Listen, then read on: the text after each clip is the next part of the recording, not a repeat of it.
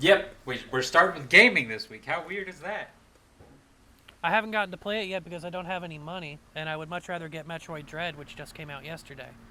Uh, Oh shit! I know, and I didn't even know. there's 100 articles all the time, and I have to ignore them because I don't want the game spoiled for me. I don't want any other notions. I know I'm going to like it. If I'm going to Yeah, be disappointed. I finally saw like at least part of the trailer today for it. I'm like, oh damn, it looks really good. It came out yesterday. I'm super stoked for it. I think, I don't think they can really miss unless they just put an extra mechanic in there that slows down the game too much. Hmm. Because it looks like there's a little bit of a stealth element, but there was a small stealth element in Metroid Fusion, so I'm not really worried about it. They've done it before. All right. I haven't played enough of those games to really know about that kind of stuff.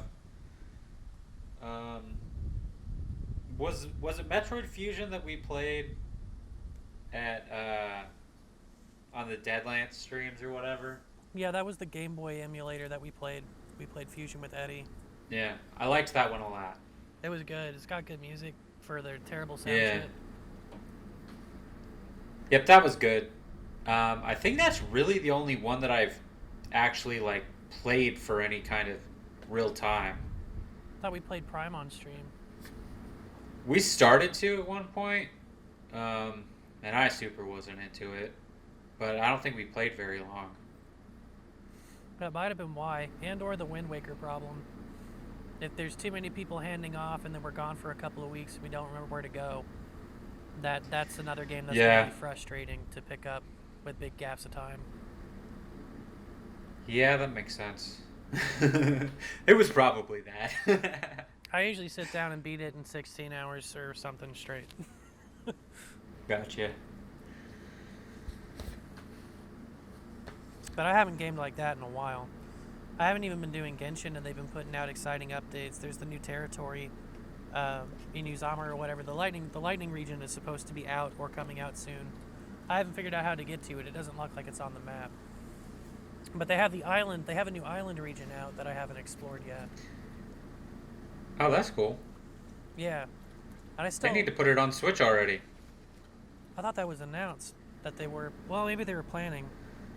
Let me see if it's on Switch There yet. was I looked it up because I was curious, and they said that they were they were wanting to do it for like quite some time. They still might, but they said that the how weak the Switch is, like hardware wise, is they're having to overcome. Yeah, it's still planned for Switch. Well, on the official Wikipedia, it says platforms include Switch. Not yet. I looked. I tried. Dang. But once it's on there, I will gladly get it and play it again. It's just not great on PC. Okay, yeah. Published on Pocket Attics on October Pocket 1st, 2021. So last week, there is still no solid release date for the Switch version, but it is coming. Okay. Well, damn, Yeah. that sucks. I might switch to Switch. No pun intended. Well, Haha. if I was gonna switch, I'd probably switch to PC so I can get better graphics, get better render distance. I mean, that's fair. You just gotta. I mean, depending on what you want to use to. I mean, if you're gonna keyboard and mouse it, then you're probably better off that way. But if you're trying to use a controller of some kind, good luck. No, I'd rather controller. But I guess PS4 is the right platform for me. Just the PS4 sounds like I'm turning on a box fan. Like that thing gets Mm. so loud, and I'm not the only one who thinks that either. Sounds like a fucking wind boat.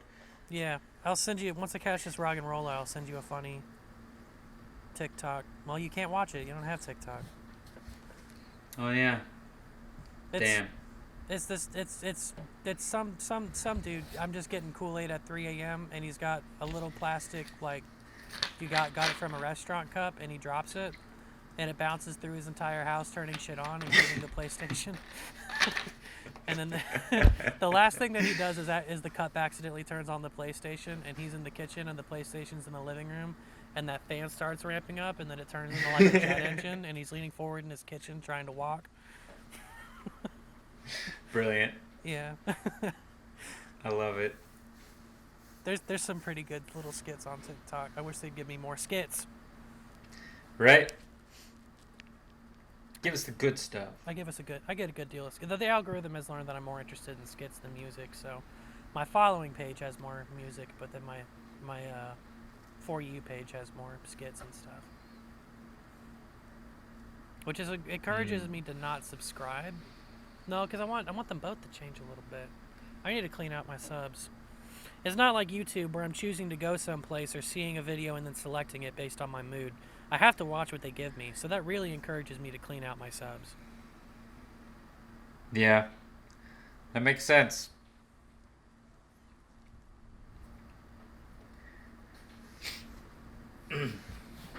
Wonder if I will ever get back on TikTok. Probably if you're starting to produce content. Yeah, I think that's really the only reason why I would. But Nick Brawl, that's what I was talking about. Nickelodeon All Stars Brawl has a couple of new DLC characters coming out soon that have not been officially announced. But Hungry Box, the best Jigglypuff player in the world and one of the best Melee players in the world, he's been buddying up with the developers to the point that he's like getting sponsored by Nickelodeon and shit, because he's super excited for the game. Damn. The game has it's a lot faster and a lot more. It's not necessarily technical in a way that it's hard to play than Smash Ultimate, but it's fast and it's got certain exploitable movement mechanics like in Smash Melee, because people shit on me for saying Melee because it's incorrect and I get it. But a lot of old Melee players are picking up the game and doing streams, and now they finally had their first tournament, and the game can get pretty fucking nuts with people who are really good. So I'm kind of scared to pick it up because by the time that I get it, I feel like some of the old classic fighting game people are picking this up because it's so fast and exploitable that it might not be a great place for noobs. But Nigel Thornberry's in it, Oblina from Real Monsters in it. We got multiple. I mean, they've got a bunch of Nickelodeon characters. That is so strange. Yeah, it is. What's really strange is seeing Powdered Toast Man as a character. Because I didn't. That's a very narrow Ren and Stimpy cut. Yeah. And the Cat Dog's in it. Cat Dog's pretty broken.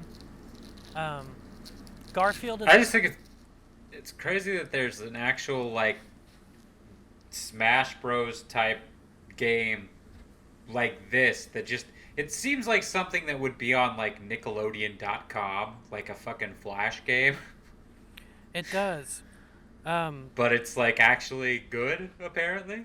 That's crazy. It is. It's crisp. It's fast. There's things that are coming, like they've promised. The developers have promised that voice acting is coming.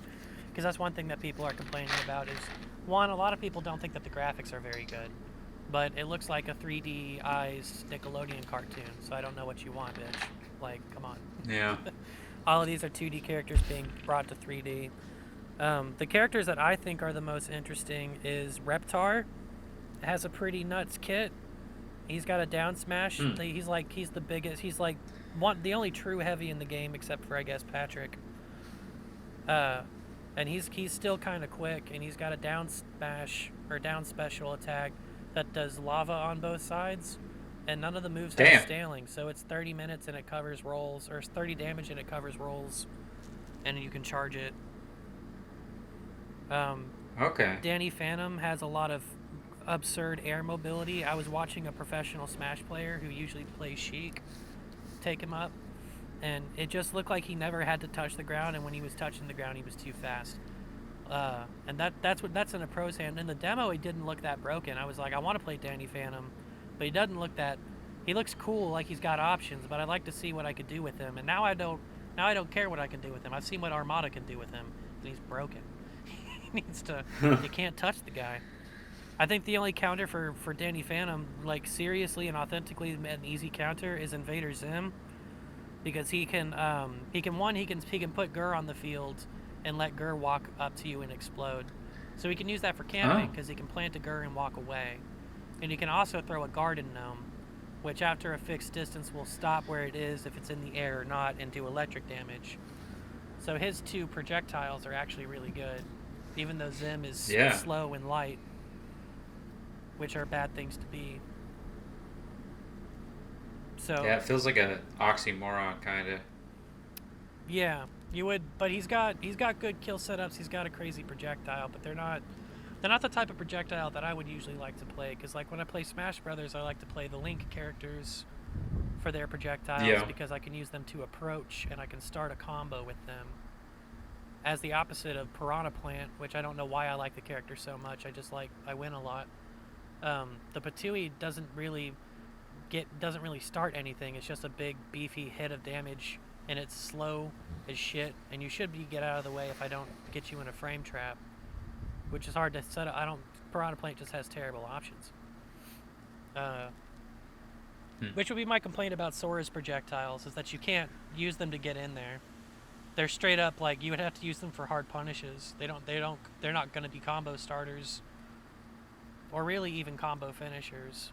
You might be able to ledge trap or ledge guard with them, but he already has so many ledge guarding tools. Basically, if Sora gets you off the stage, you're fucked, which is pretty good for a platform fighter. We might find out that he's top tier on the first week he comes out, just because he can do so much off stage. How many characters are in that game now? There's 89 in Smash. Including Sora? Yeah. They're just going to stop at 89? I feel like it's 91 with Switch characters, because Pyra and Mithra are one character. Yeah, that's what they were saying. At the end of the Smash stream, because it's the last Mr. Sakurai Presents, it's the last update on Smash Brothers period. They went and they did a brag of all their accomplishments, and one of them was 89 characters. There's 2,200 characters featured in the game in total across trophies, background characters, and spirits and whatnot. Damn, that's crazy.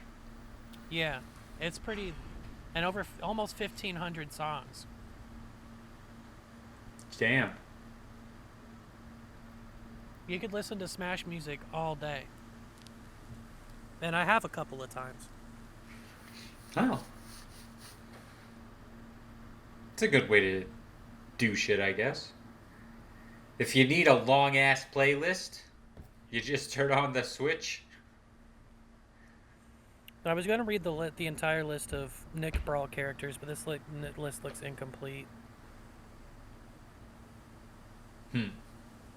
I'll just show what's on the main screen that was posted October 1st, a little while ago. Okay. SpongeBob, whatever the boy from the Loud House is. I don't know. I never watched Loud House. Invaders. I don't think I've heard of it. Yeah, it was after us. Invader Zim. Okay. Powdered Toast Man from Ren and Stimpy. Reptar from Rugrats. Leonardo from the Ninja Turtles. Michelangelo from the Ninja Turtles. Lucy Loud, the other Loud House character. Danny Phantom. Helga from Hey Arnold. Nigel Thornberry. Oh, that's a good one. Yeah, she doesn't have a very good kit. She's a low tier, but it's cool that she's in there. Oh, that sucks. Seems like she would have a decent one because that's her thing, is punching people.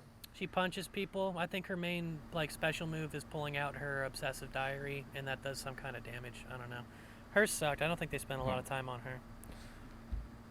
Nigel Thornberry, who is the closest thing that we have to Jigglypuff in this game. He has a rest, which is pretty... Oh, really? Yeah, so now Hungrybox is maining Nigel, but I also might pick up Nigel just for rest, but that's cool. Yeah. Patrick Star. Weird, though.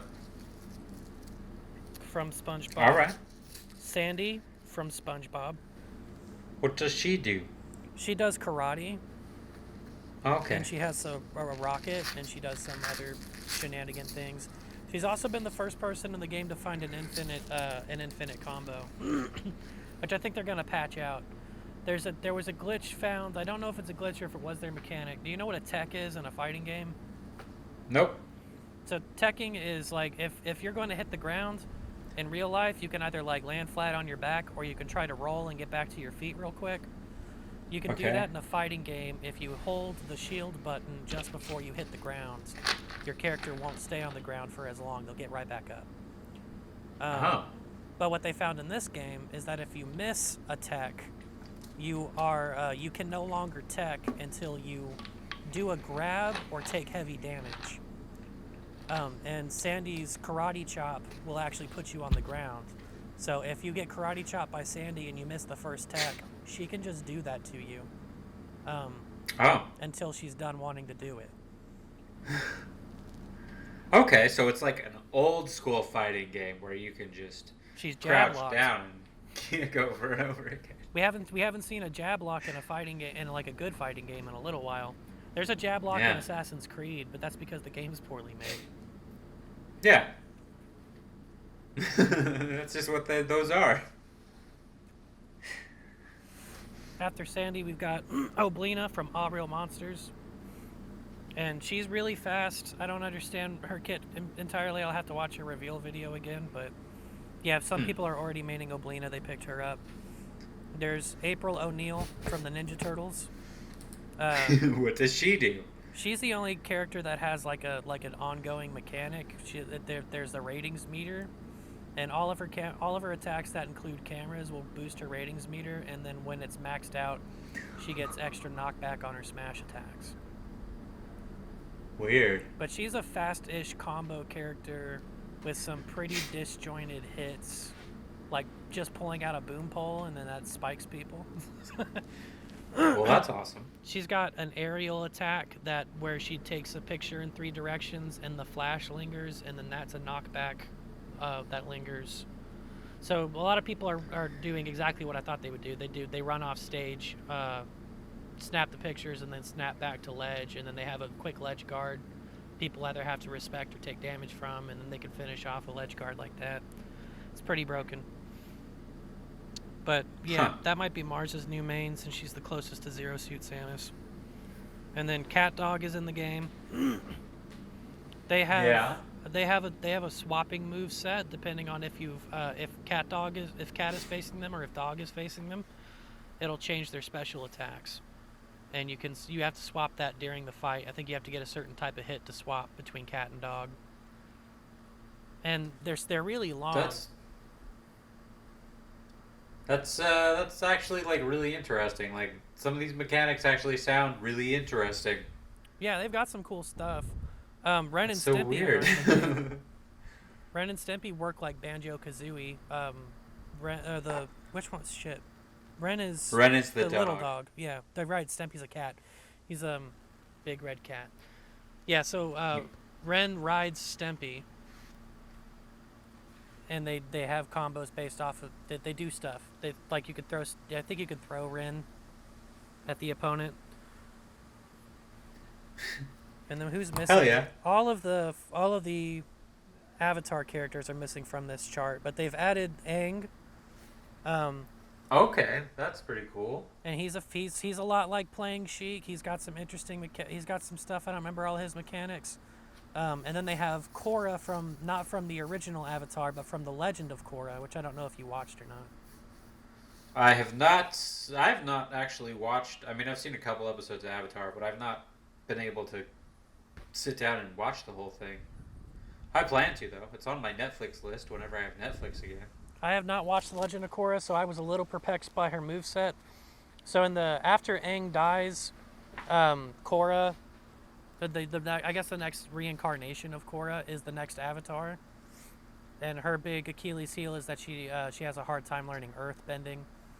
But in this game, she actually gets movesets for. No, she does have an earth-based attack. She has different elemental attacks on her specials, and I think you can switch them out depending on how you're playing the game.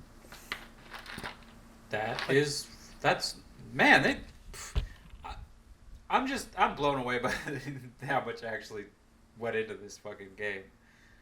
Yeah, because basically everybody has the same up tilt, and you can just do up tilt strings until somebody does something about it. There's enough stuff that can happen on a low level with very little moves that you can exploit movement with. That reminds me of watching top level Melee, which people have been playing for over 20 years now. So if you wanted to get into the competitive Melee scene, you have no shot. There is nothing you can do. These people have been playing for 20 years. They've optimized every combo possible with their character. Well, thanks for ruining my dream, Jeff. Well, I can't do it either. I have no shot. I couldn't take a local. I couldn't go to, if there's a neighborhood where people are still playing Melee online, I couldn't do it. If I went on Melee online right now, I would do nothing but lose matches for months. Yeah. Me too. That's just what I do, though. That's how I play Smash Bros. I lose. Yeah. I've been losing a lot lately. I've got to start training again. I stopped rushing people down and I started camping, and I'm not winning by camping. Which feels bad. Because campers shouldn't win, it's bullshit. The last avatar character that I know is in the game is Toph, and I haven't seen her moveset yet.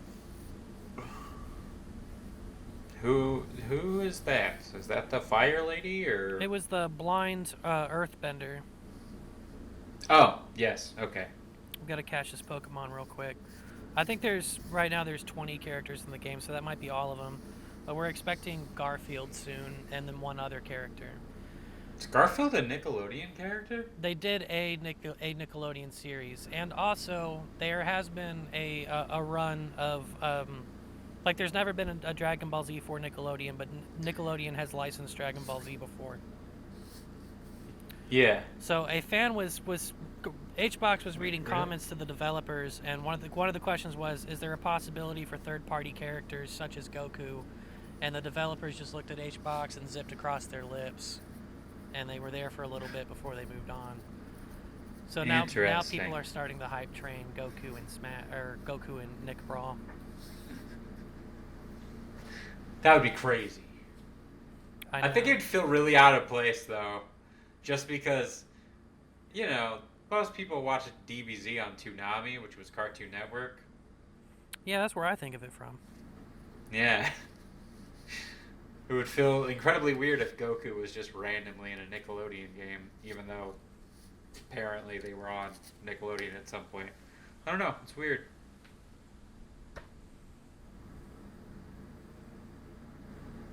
I was just going to do there we go.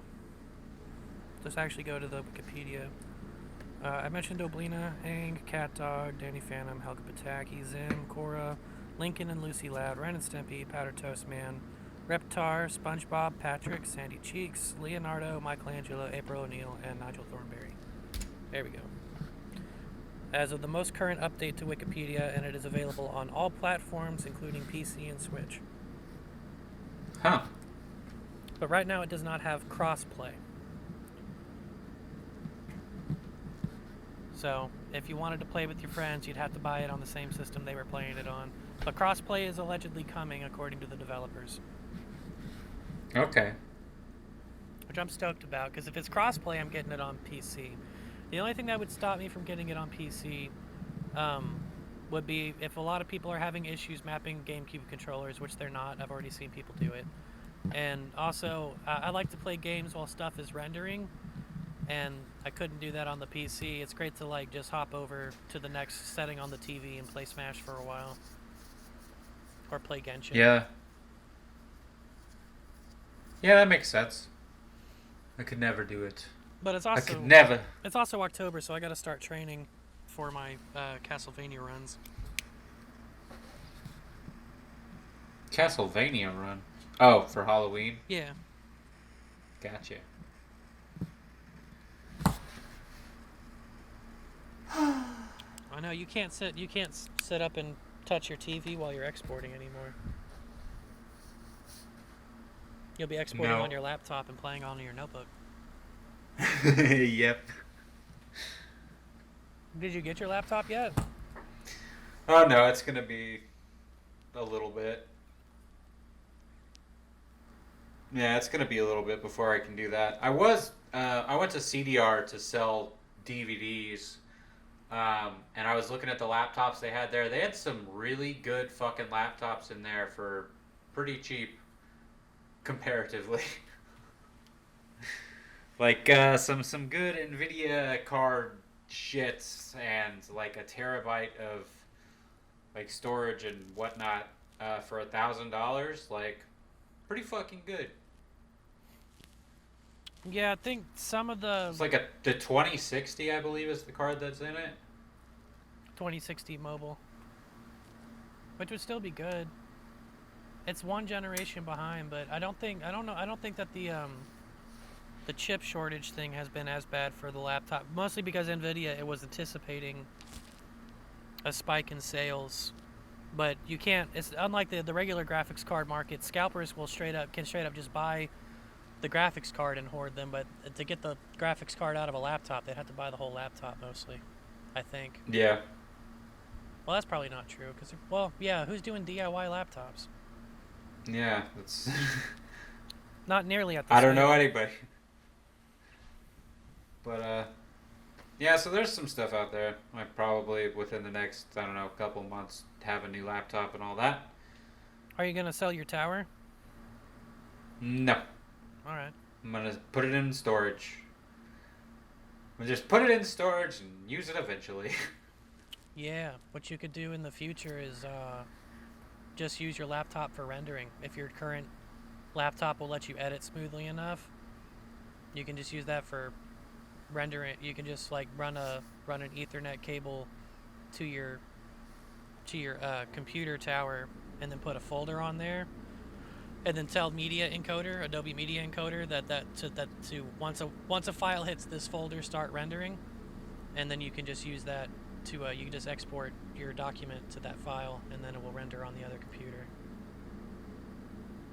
What? Yeah, render rigs are a common solution.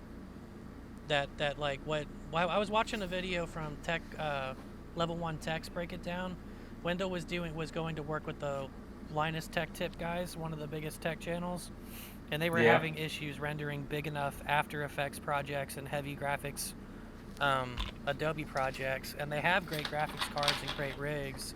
It gets to so much that what you wind up doing is needing to get the professional $5,000 rendering cards that they use in like Hollywood, or you have to export them. Even with those cards, especially if you're doing especially 3D modeling work.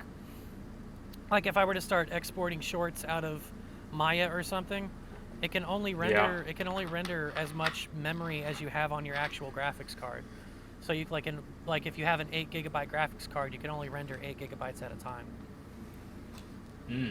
But what they found is that they broke it down pretty logically. Like there's that bell curve in graphics cards where the more you spend, the less you get, and it just makes more sense to have a rig that's for rendering, and then you can keep working on your other computer if you were having a lot of editing projects throughout the day.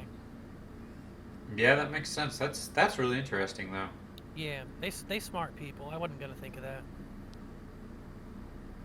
I mean, it makes a lot of sense. I just never knew it was anywhere near possible. Yeah. Like, on a consumer level. Normal ass level. I think the most that you would have to spend is maybe a couple $100 because you'd have to have a network card. Those can be pretty cheap, but you can get really fast ones. Yeah, that's interesting. You can also get what's it called? You also get fiber networking cards, so you can go over optical and go super fast. But I wouldn't care if it was a render rig and they were both pulling from the same storage.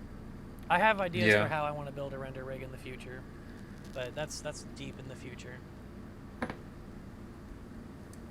Hell yeah. That's all the main gaming news that I can think of. I still haven't played Pokemon Snap. It'll be a while before I play Metroid Dread, but if I wind up with video game money, I might skip Castlevania this year and just do that for Halloween. Yeah, that'd be cool. And then Smash Brothers has Sora. Nickelodeon All Stars looks really great. Yeah, that's mind-blowing. Any idea how much it costs? It's $50. Ugh, damn it. Yeah, as far as fighting games go, I can't spend that much money on a fighting game. That's fair.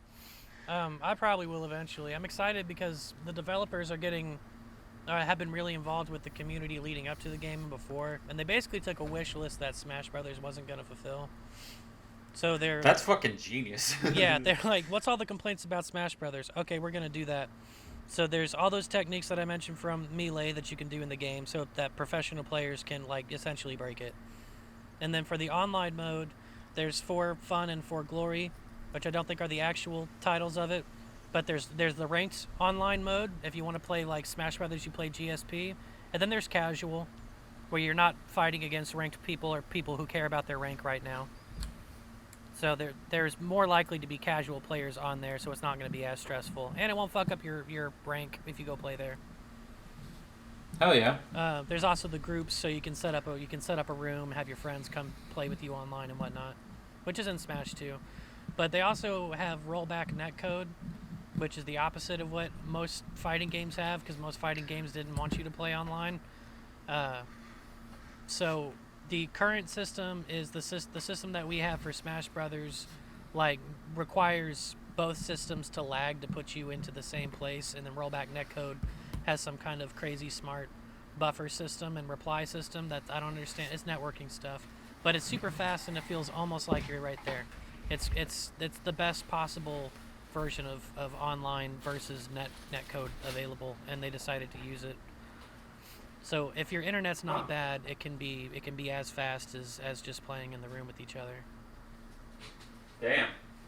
Yeah, I've been watching it online, and it's pretty nuts. It's really crisp. It looks really fresh. I can feel the input lag really bad on most Smash matches. Yeah. I think that has a lot to do with Nintendo's nonsense. Yeah. Their online situation. And the Switch is still capped at 50 megabytes, or megabits for internet connection, even with a wired connection. Yeah, I wonder if they'll ever make a super powered console like Nintendo. I wonder if they will. Nah. Because they're always like so far behind. They're like innovating, but in weird ways. But they're just hardware-wise, just like really far behind. Well, they're trying to be the chunky salsa of products. They're just trying to give people what they didn't know that they wanted so bad. Yeah. They've been wrong a couple Which of I times. appreciate, but yeah, like the fucking Wii U. Yeah, they were wrong about that. Yeah, it's like I liked it, but like there number one wasn't that many games, and number two, like nobody wants to hold a fucking controller that's that bulky and big. And then they had so much stuff where it's like, yeah, fucking motion controls, you have to use them. Yeah, and then Joy-Cons are too small. Yeah. I do like the Switch more than the Wii U though, just simply because it is fully handheld. Like that was one of the most annoying things about the Wii U. Like I was able to take the controller and play on the controller like in the next room, but no further than that. Oh, the Joy-Con range is good? No, I started saying for the Wii U. Oh, right. Oh, yeah, you wouldn't want a good Joy-Con. You would just pick up the tablet. Because it's the whole console. Exactly. So that's cool. And I know people talk about the Joy-Con drift situation happening. I haven't noticed that yet, but I feel like I definitely play my Switch less than most people. It's real. It's super. It happened to every one of John's Joy-Cons. And what do you do about that? Just get a new one? You can send them in. For a little bit, Nintendo was offering a discount on the service, but yeah, you can send them back into Nintendo to be repaired. That's nuts. I don't remember how much he spent doing it.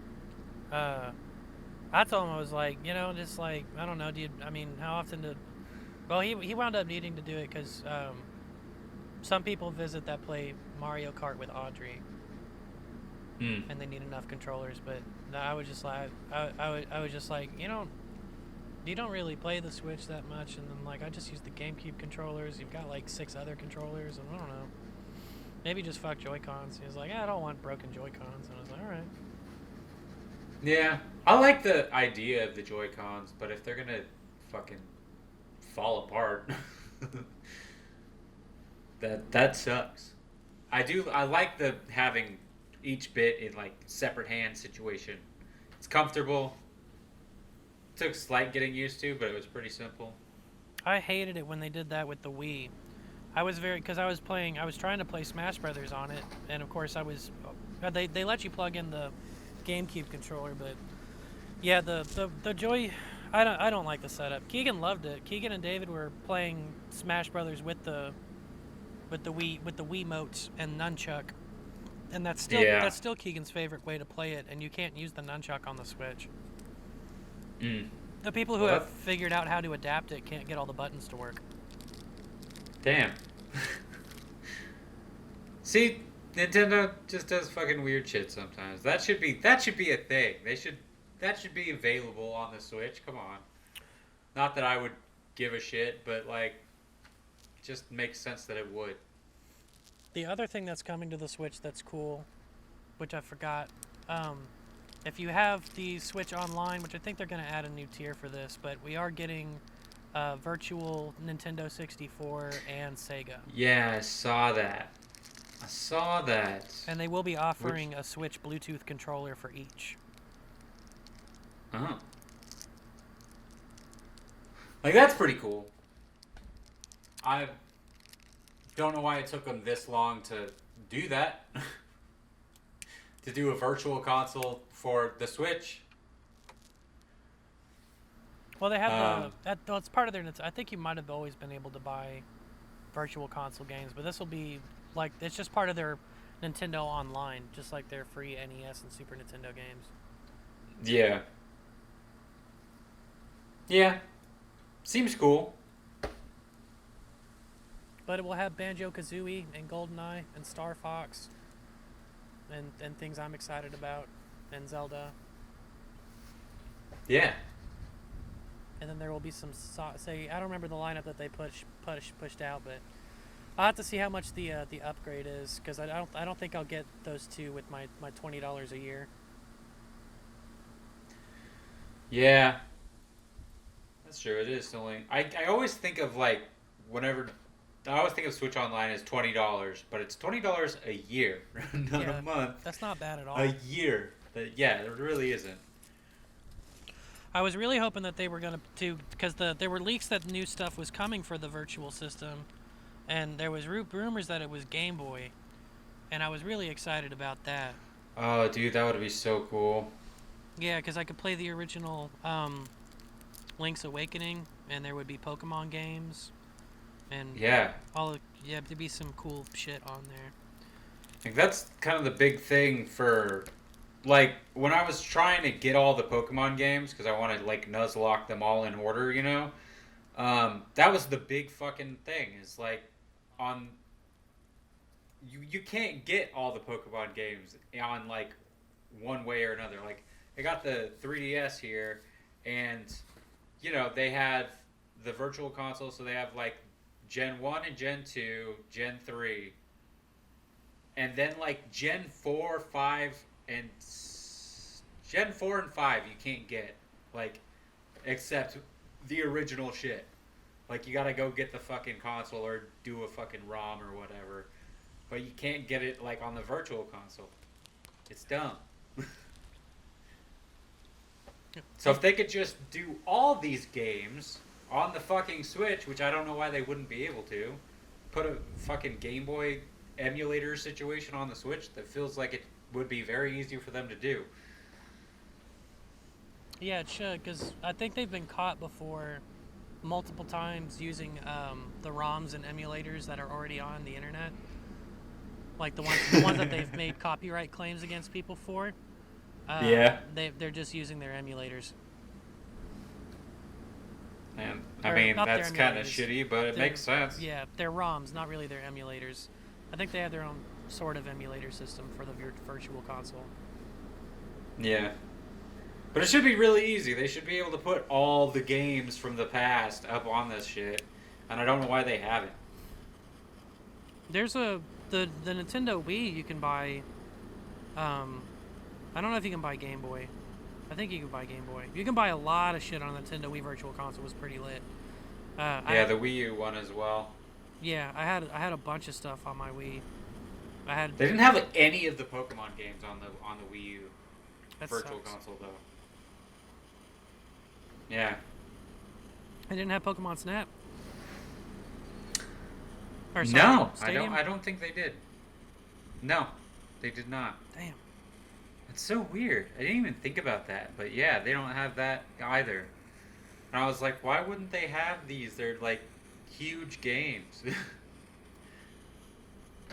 I think it's because they want to be able to make remakes in the future and still make a big old fat hunk of money, which they still would. It doesn't matter.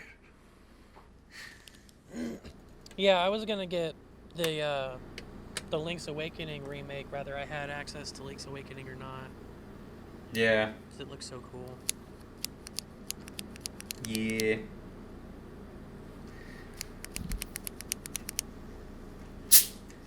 Did you see the fucking Mario movie stuff? Yes. Did you watch Chris Pratt's I hated Instagram it so post? fucking much. Do what? Did you watch Chris Pratt's Instagram post? No. There was nothing funny in it, but it managed to make articles. He was just like, I was so excited to play the role of the character that got me into whatever the fuck. It was stupid. But he's still working on the voice, so he didn't release the voice.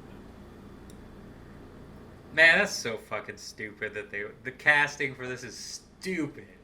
It's so dumb. Jack Black is the only one that I'm kind of okay with. Have you been Like, on? almost okay with. People have been doing cuts of like the biggest one that they're doing a lot of is It's Always Sunny in Philadelphia. Yeah, Charlie Day. So we can get As Charlie as Luigi. Luigi. Yeah.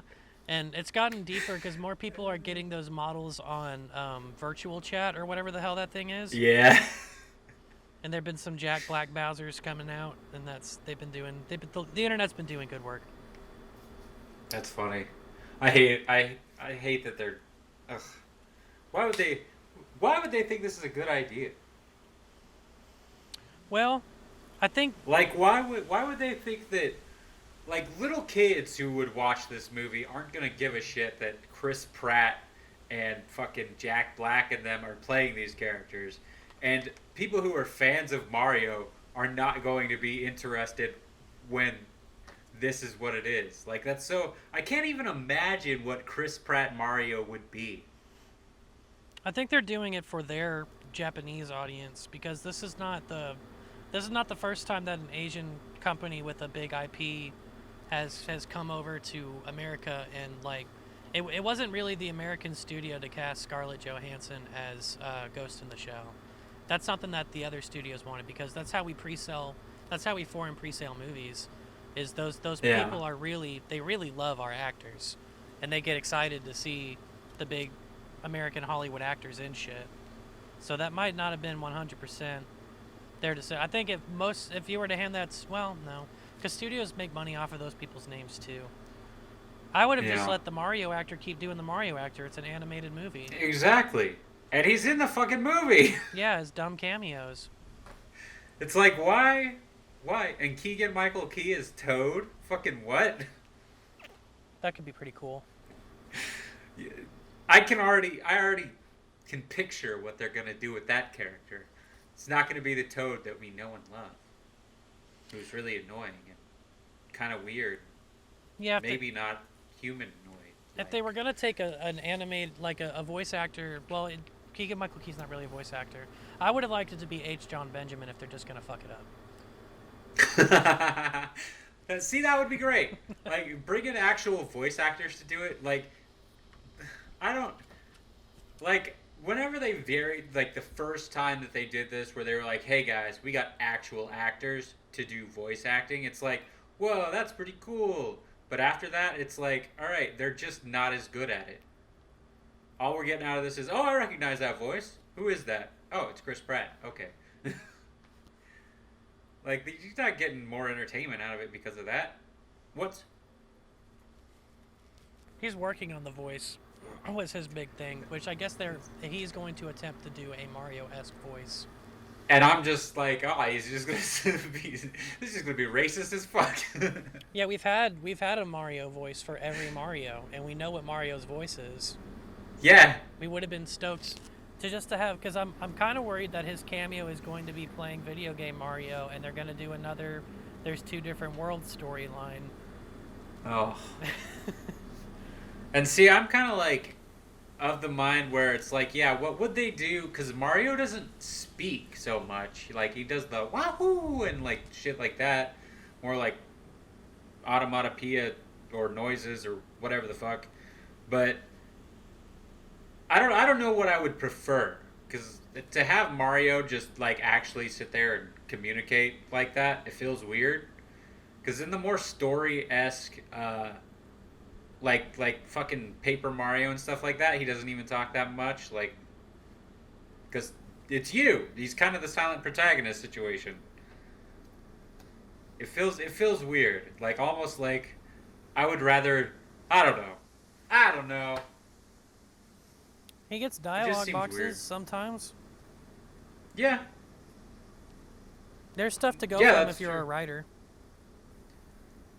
Oh no, no. I mean, I think they could do that fine. But like, as far as like acting out the voice and everything, I feel like it just seems weird. It's I don't know. I would definitely have much rather preferred to have a team of voice actors Yeah. that are good at making cartoons, because it's going to be animated. Yep. I'm not saying they can't do a good job. It's just that I've never heard Chris Pratt do anything but his own voice. Yeah. So he's gonna That have to is take true. he's gonna have to take anime voice actor training, and maybe he does. I don't know. And I don't really want Charlie Day to do anything else but Charlie Day. Yeah, and what the like it's weird to me because it's like you're kind of just by who they cast, you can kind of tell what the character's going to be. You can tell how Toad is going to be just by seeing like a bunch of Keegan Michael Key's stuff. Like the character that he plays most of the time is going to be that's what the Toad character is going to be. Kind of like neurotic esque situation. And Charlie Day is how's he gonna play Luigi? Well, he He's can't gonna Charlie cuss. Day that thing. He can still be a spaz. Yeah, that's what it's gonna be. Fucking horrible bosses and Always Sunny, but with less swearing. And then I guess Mario is a very not smart, but kind of a adorable dork. Yeah, and what the fuck is Anya Taylor-Joy as Peach? Like, what the? That's another weird one. It's like, what does she? She doesn't even have like a really interesting voice at all. Like, it's not like I don't know if I would ever, if I can just hear the voice and recognize in any way, shape, or form that that's her. I didn't watch Queen's Gambit. I did see her on Saturday Night Live. She was funny sometimes. I mean, she's She's a in good actress. Split and Glass and a lot of horror stuff. She's in Last Night Like, in as Soho. well. Yeah, which I'm looking forward to. Still haven't watched the trailer. Want to be surprised. I saw the TV yeah. teaser, so I didn't understand. That didn't tell me anything. Yeah.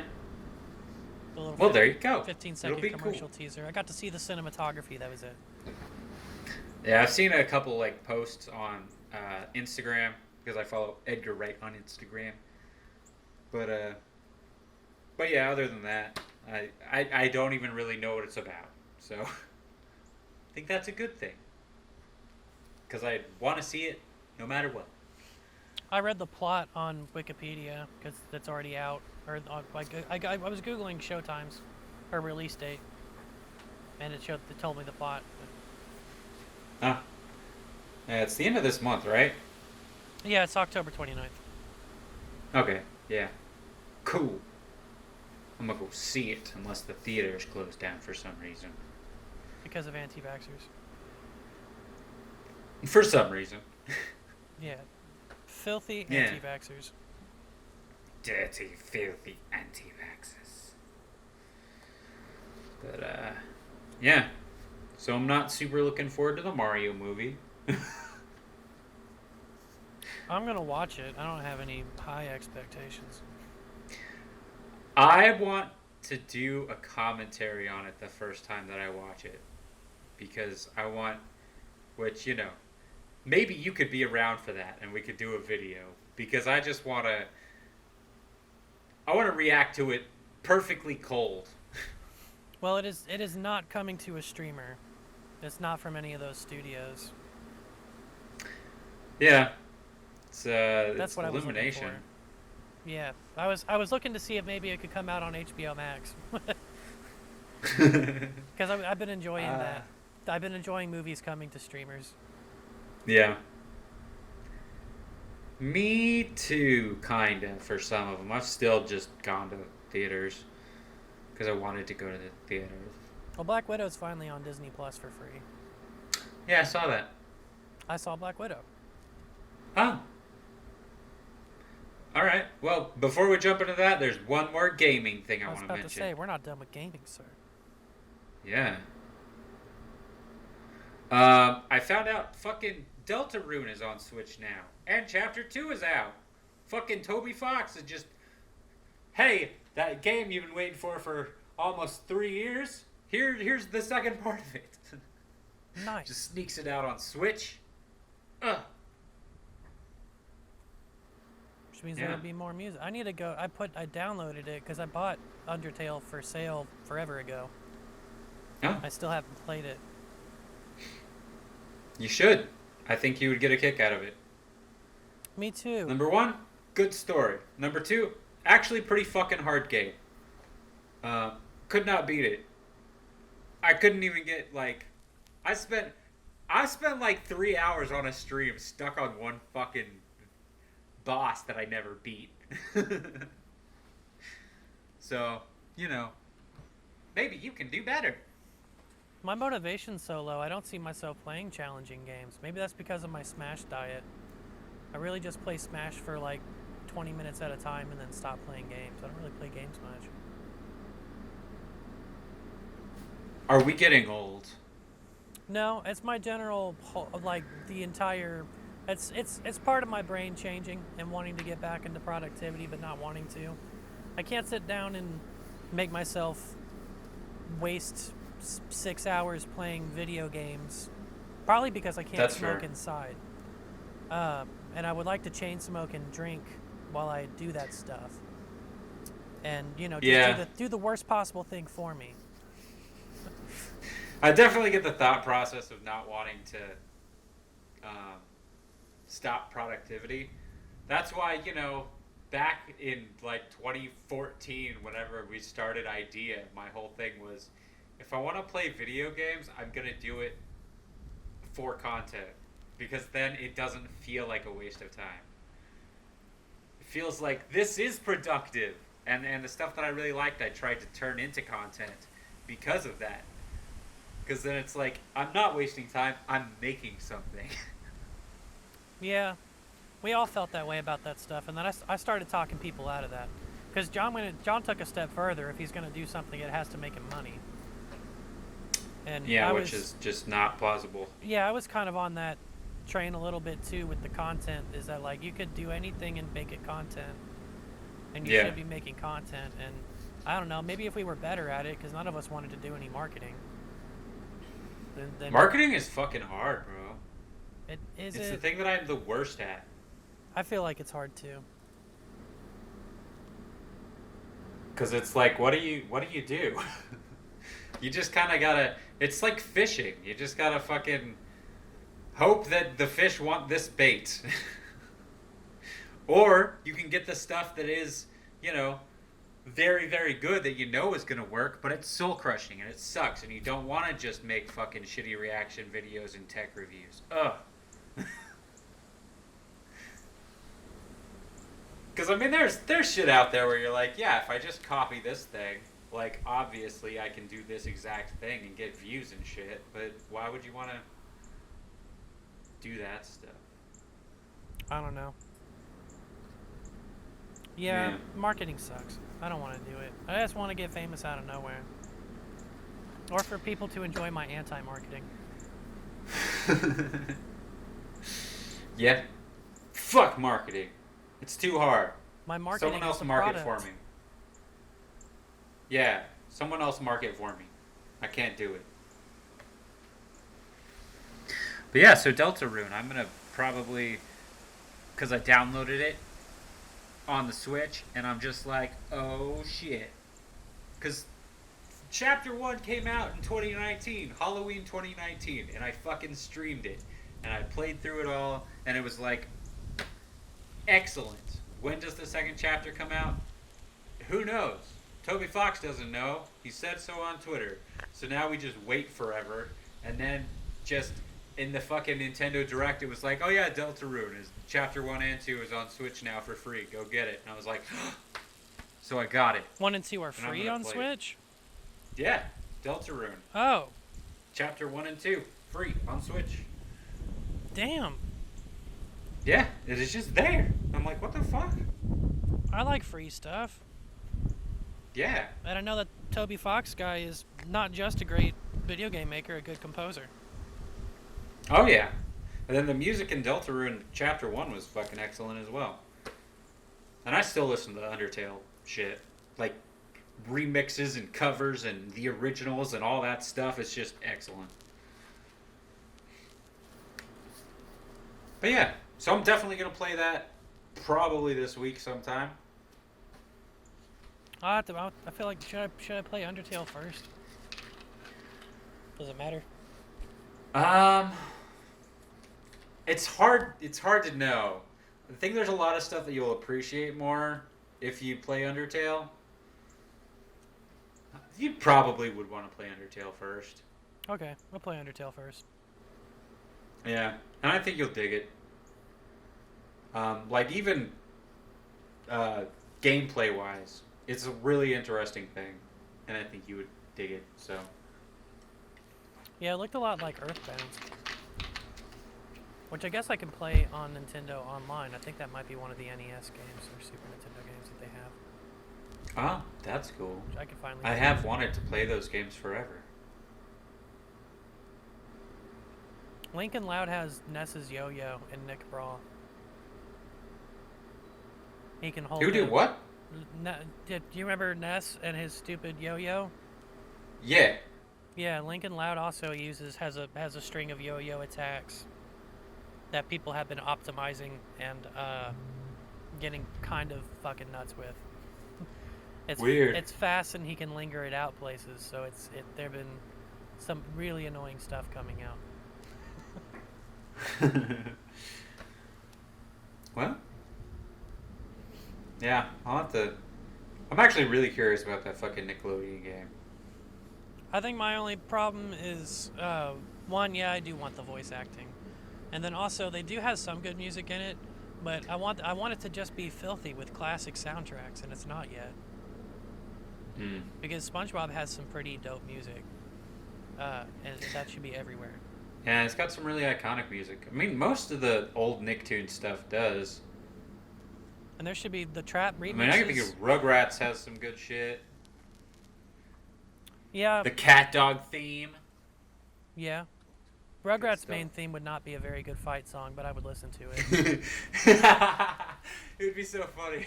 They'd have to put the metal cover in. I wonder if... Huh. There's got to be a metal cover by this point. There has to be, but at the same time, it's like, I feel like that would be really hard to do, because it's like not very energetic at all. What's the name? Nagento could do it, because it would just be, he would just gent the melody line, and then fill it with blast beats. Yeah. That could work. We can do some stuff. My dot is open and in there, so maybe I'll just go in there and just do that myself today. Huh. Alright, so Rugrats guitar cover, electric guitar cover. That's just going to be some dick playing the melody notes. Yeah. Power metal themes Rugrats from 10 years ago. Rugrats themed death metal version from 10 years ago by Anti-Benjamin. I'ma click it. That's not metal. Well, there's obviously going to be a break. Yeah.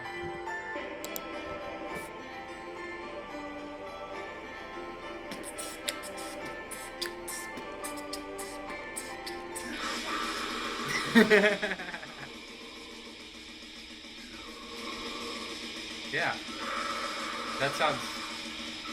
That makes sense.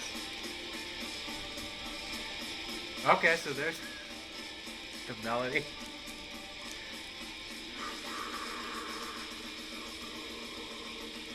I kind of just heard a blast beat and then some of the melody and some screaming. Yep. Now that was it. Well, how about that? Didn't like it. Will not subscribe. Losers. Anyways. Yeah. So you watched Black Widow. I did. I liked it. Did you love it? I think I liked it better than most people did. Most people seem like they were afraid to say that it was alright. I mean, I feel like I'm in the minority for sure, not liking it.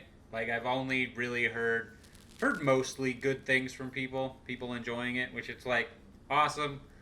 It didn't really do much for me. It made me sad there won't be more Black Widow stuff. Yeah. Because, like, I mean, I get it. We've seen her a lot, but she's always like a loved character, and I guess I've been liking her in the Marvel What Ifs universe. Played by Lake Bell. Yeah. This is fucking weird. Honestly, I don't miss the original actors' voices in that series. I think that the voice actors they picked for it are doing great. Yeah, there's a couple that I thought were weird. The dude doing Tony Stark is like pretty good, but he leans on kind of the whinier side of Robert Downey Jr.'s voice. So it does get a little grainy there, and I don't know who the fuck did Gamora's voice, but like just doesn't sound like what's her nuts at all. I don't remember. I think it's Zoe Saldana, but I don't remember her voice. So it didn't bother me. Yeah, it didn't. The dude from Stranger Things, he was funny and amusing. Yeah. I'm always interested in spycraft movies and stuff like that. I thought the opening was really sad. I did enjoy the opening. That's probably the opening I feel like was probably the best part. Yeah, it was touching, and there was interesting and there was suspense, and yeah, I think a lot of people have had to move, and that sucks. Yeah. The core emotion there. The family stuff I feel like would be something that would be boring for a lot of people, them sitting down for dinner and having a faux drama. But it was kind of cute, I guess. Yeah. I think like one of the main issues that I had with it is with the MCU they always throw in comedy and stuff, which is great in most cases, but there's every once in a while where it's like, all right, you're leaning a little too comedic here whenever should just be more serious, I guess. That's not really a thing that I would say for most things, but like even in What If, like the zombie episode where it's like shit's getting real fucking dark here and Scott's still over there making quips, it's like, bro, like. Yeah, I thought we scrubbed that out when we kicked Joss Whedon out. There's always still some uplift between characters, but Josh Whedon was just so scared to let a moment linger. Yeah, which, I feel like that was one of the big things with with Black Widow that was a little frustrating for me. Because a lot of the stuff could have been more serious, and they still kept kind of making jokes out of it. Yeah, Yelena would do it a lot, but it would always felt throwaway. I enjoyed her stuff. Yeah. The Florence Poe thing. I liked her. Yeah. Yeah, I like her. I think she'll be interesting in the future. She needs to break up with Zach Braff, but that's different. It's so fucking weird. Yeah, one, I'm right over here, and two, why would you date that guy? He's like 90 and she's like 25. I get that he's not. I mean, I was about to also call him 90 years old, but he's not tragically fucking old. But I don't. He's not the. I also funniest. just don't care. Well, I'm just saying. I don't know. I mean, I'm glad that's happening now because one day I'll be fit and famous, and she's only like 4 years younger than me. So, once she's done with whatever abuse is happening there, she'll be looking for a different funny guy. And I'll Sure. By that time, I'll have a 6-pack, and I'll be doing something important and profitable. Nice. I look forward to it. To my 6-pack? Yeah. You want to touch it? Yeah. Okay. Why else would I want you to have a 6-pack, Jeff? I want to touch it. I started following this female bodybuilder on TikTok called Lean Beef Patty. I love her. I followed her as well. Yeah, she's great, and she got way less scary advice than. Well, she's very low key on her advice. She's not like a meathead person. She's just yeah. Take it easy. Do these things. Here's some workouts. You don't go 8 days a week. That doesn't make any sense. Recovery is important. Mm-hmm. But then she doesn't ever, mostly because her videos are short. She never like Joe Rogan will start saying that stuff too. But then he'll also be like the warrior spirit. It's a meritocracy in the gym. You gotta want it. It's about grit. Also DMT. Yes, and monkeys. I miss cool Yeah. Joe Rogan. Me too. Back when he was Fear Factor. Good times. Even just his podcast before the COVID stuff, because now he's tripped up. He's on that side of the subject where he wants to be open and neutral, but also cautious, and then he's got to defend those things, and he winds up spending all day thinking about those things, and he's not really an anti-vaxxer, but he wants to bring up that stuff. It's kind of like when we've seen YouTubers get stuck in beef or drama with like something totally ignorant, and that dominates their content, like H3H3 will wind up getting stuck on something, and it's just like, we don't want you for this, man, and you're participating and it's making it worse. Yeah. It is true. Because he just I feel like a lot of people kind of shifted into awfulness in 2020. Because he just finally replaced the Frenemies podcast with the alternate podcast that's got him and Hassan Piker, which I guess is a socialist Twitch streamer that I don't know. But now what they're doing is, since Ethan doesn't know anything about politics and he likes to shit on people politically, he's got this guy in there to help him do it. Ugh. Yeah. That's the worst. So I have not been watching. Yeah. Apparently that Hassan dude was on the Young Turks or whatever at one point. Like that was one of his things. I don't know. But I've seen his stuff because like every once in a while I'll watch like fucking reaction videos to like Tier Zoo and shit. You know? Just fun stuff like that. And he pops up a lot because he does a lot of fucking really bullshit reactions that piss me off, because he will literally just start a video and fucking walk off. It's like, this is just straight up freebooting, you fucking piece of shit. Yeah, don't like that guy. He also just got into like some beef because he's really socialist and shit about like, everybody should fucking, there shouldn't be millionaire, blah, blah, blah, that kind of shit. And then he just bought a $3 million house. That's the first thing that I know him from, is the people shitting on him for buying a mansion because he did all of his socialist spiels and whatnot. And then also in this new Twitch hack where they leaked everybody's income, he's one of the like super top paid guys. And he's, aside from his Twitch stream income, he's also just getting like $3 or $4 million a year from Twitch to stream there. That's crazy. Yeah, so there shouldn't be millionaires, but then, like, what are you doing? I wouldn't even just take that angle. I am fine with there being millionaires. I would like to be one day because I'm a delusional American and think it could happen to me. Yeah, I don't have a problem with millionaires, but whenever you get up to 100 million plus, like, you don't need that much money. Yeah, and nice homes, aka mansions, in LA are just expensive, but you're an idiot on the internet. You don't need to be in LA. I mean, now Yeah, you do. exactly. You do now because you're working for H3, but like you don't have to. Yeah, that's crazy. It would probably be harder for you to make friends as a famous socialist in Oklahoma, but you go to a different part of California. You go to Washington. They would love you up there. You go to Seattle. Yeah, you can go a lot of places, Yeah, it's but whatever. eh. Whatever.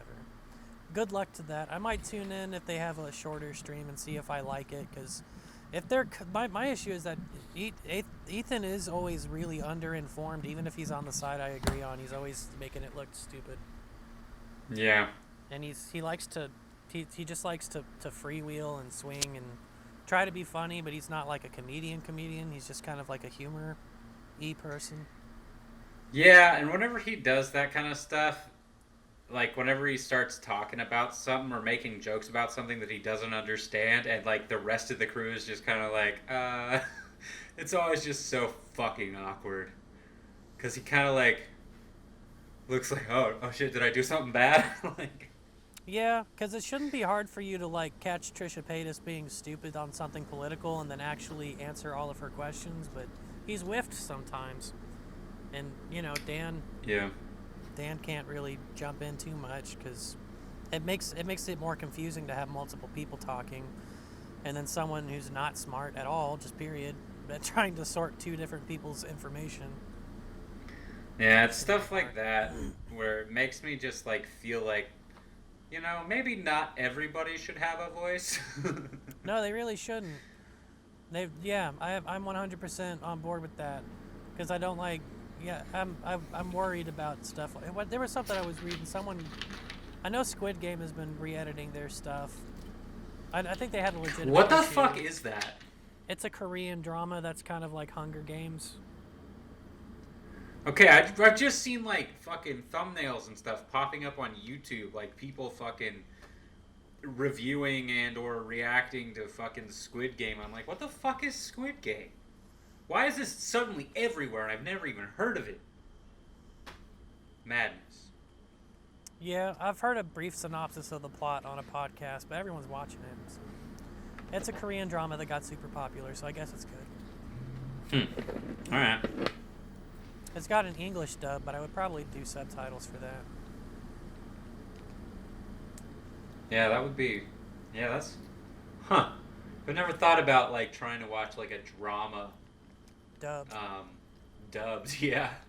We'll Seems like it'd be... Somebody having to voice act, like, with a lot of emotion and shit. I'll bring up subs versus dubs shortly because I want to talk about Star Wars Visions. Because I did watch that. But to wrap up the Black Widow of it, it was great to see Black Widow getting to go on an adventure and exploring Black Widow's past. And I did like a lot of the content. It seemed like they were falling apart at the end there.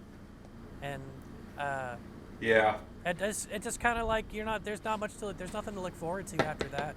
There's not a whole lot to care about or for in the movie, like plot wise. We have the Crimson Guardian is running around again now. Maybe we might see that guy again. Yeah. Which I think would be cool. Everyone but Black Widow is alive, and we have Black Widow characters running around, so there's potential to see those people. Yeah. Which I look forward to that kind of stuff. It just, I don't know. I wish I liked the movie more. It just felt off to me. Yeah, I don't know. It did feel weird Glad to you watch liked it at home. It definitely wasn't like exciting every second like Suicide Squad was. I just love Suicide Squad. Yeah. Well, I guess I was having a boring ass day, and then I got to watch it. I was kind of ready to be entertained, but I wasn't blown away. I was happy to be watching a movie more than anything. Yeah, I feel that. It was plenty good. It was good enough to enjoy watching, but yeah, it wasn't mind blowing. There's cool stuff in it. They took a base out of the sky. They were floating in the air for a bit. That was high octane. Yeah. There was some tense moments. I really it was the first time Taskmaster, the first time that she runs into Taskmaster, Task Taskmaster. Taskmaster. Taskmaster. And it just like her car just fucking blows up and she goes like ripping through the air out of nowhere. Yeah. That was probably the coolest way to introduce them to each other.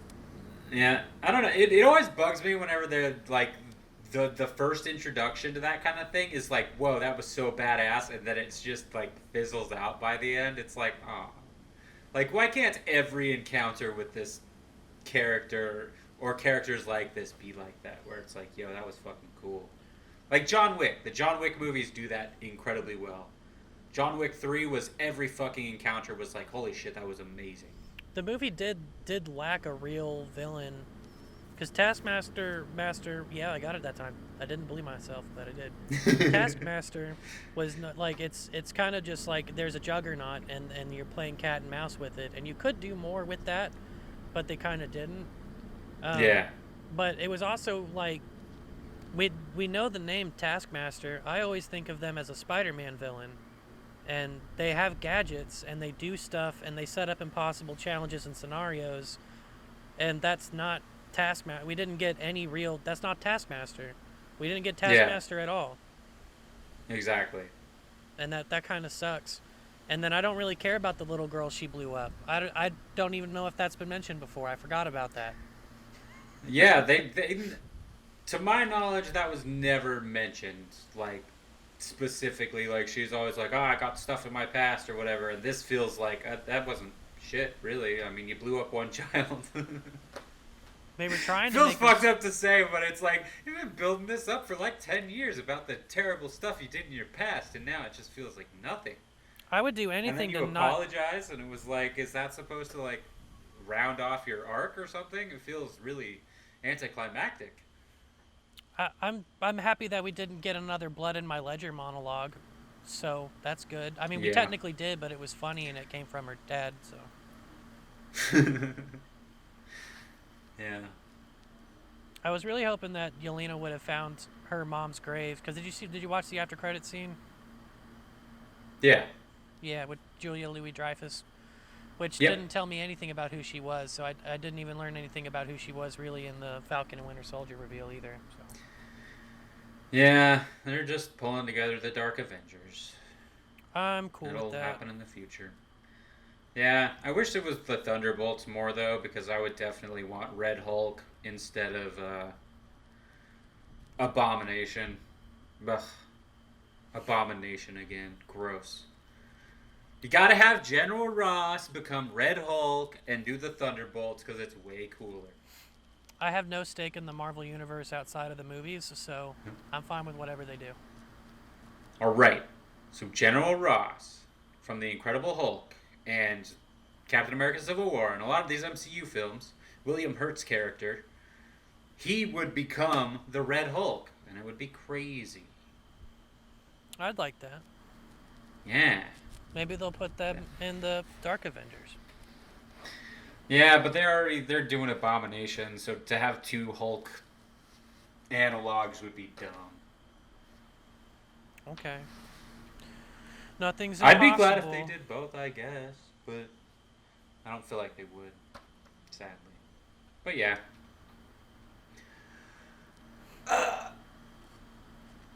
Well, that's my complaints about the movie.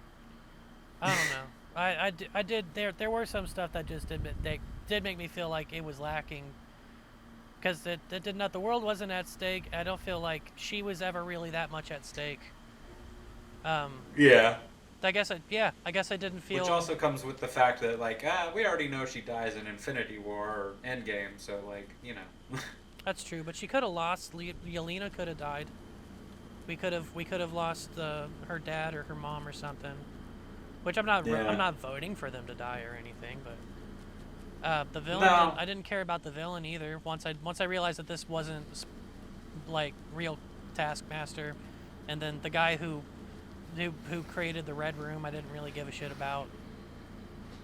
Yeah. It felt too easy by the end of it to get rid of that guy whenever he is kind of like her fucking biggest villain. Yeah, he just blows. I really wish that there would have been, something. I wish that she would have crossed the line kicking his ass. Yeah. had some kind of emotional catharsis because Yeah, he some just kind of like blows good up. character moment. Cause like, and I feel like that the biggest problem with that is just how they did her character throughout the MCU. Because like, they just never put her in. We should have had this movie way earlier. Is the issue to make it feel like any of this really mattered at all after everything that's happened in the MCU? Like, even with her included, it's like this just feels so much lower stakes, and also like it didn't do enough at the end to make it feel like a complete arc for her. With this being, it's just such a weird thing. I don't know. Once she did not kill him, and she released the other Black Widows, I was really hoping that we were gonna get a zombie attack moment where all the widows descend on that dude. Oh yeah, that would have been cool.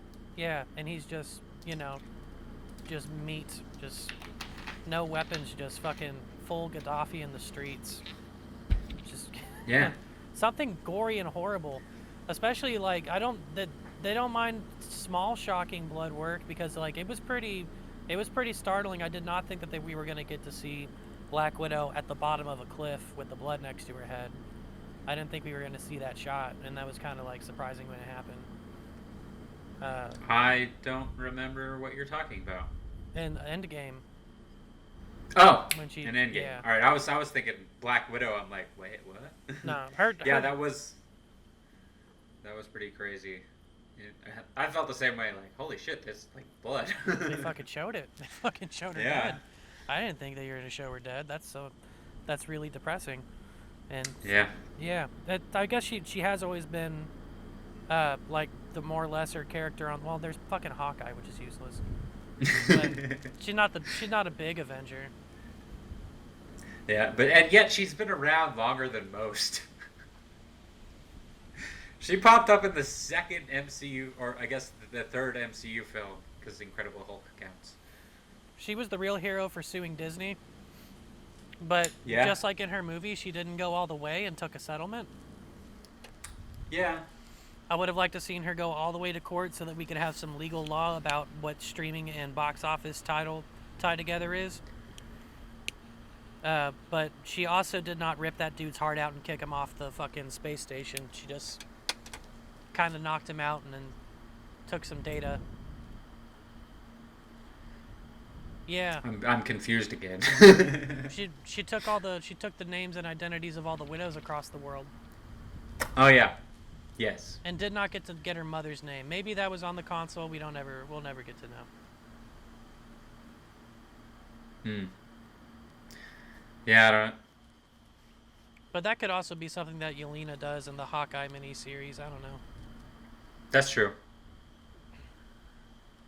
I am curious about that show. Her parents are also like her Russian parents are running around. They might get curious.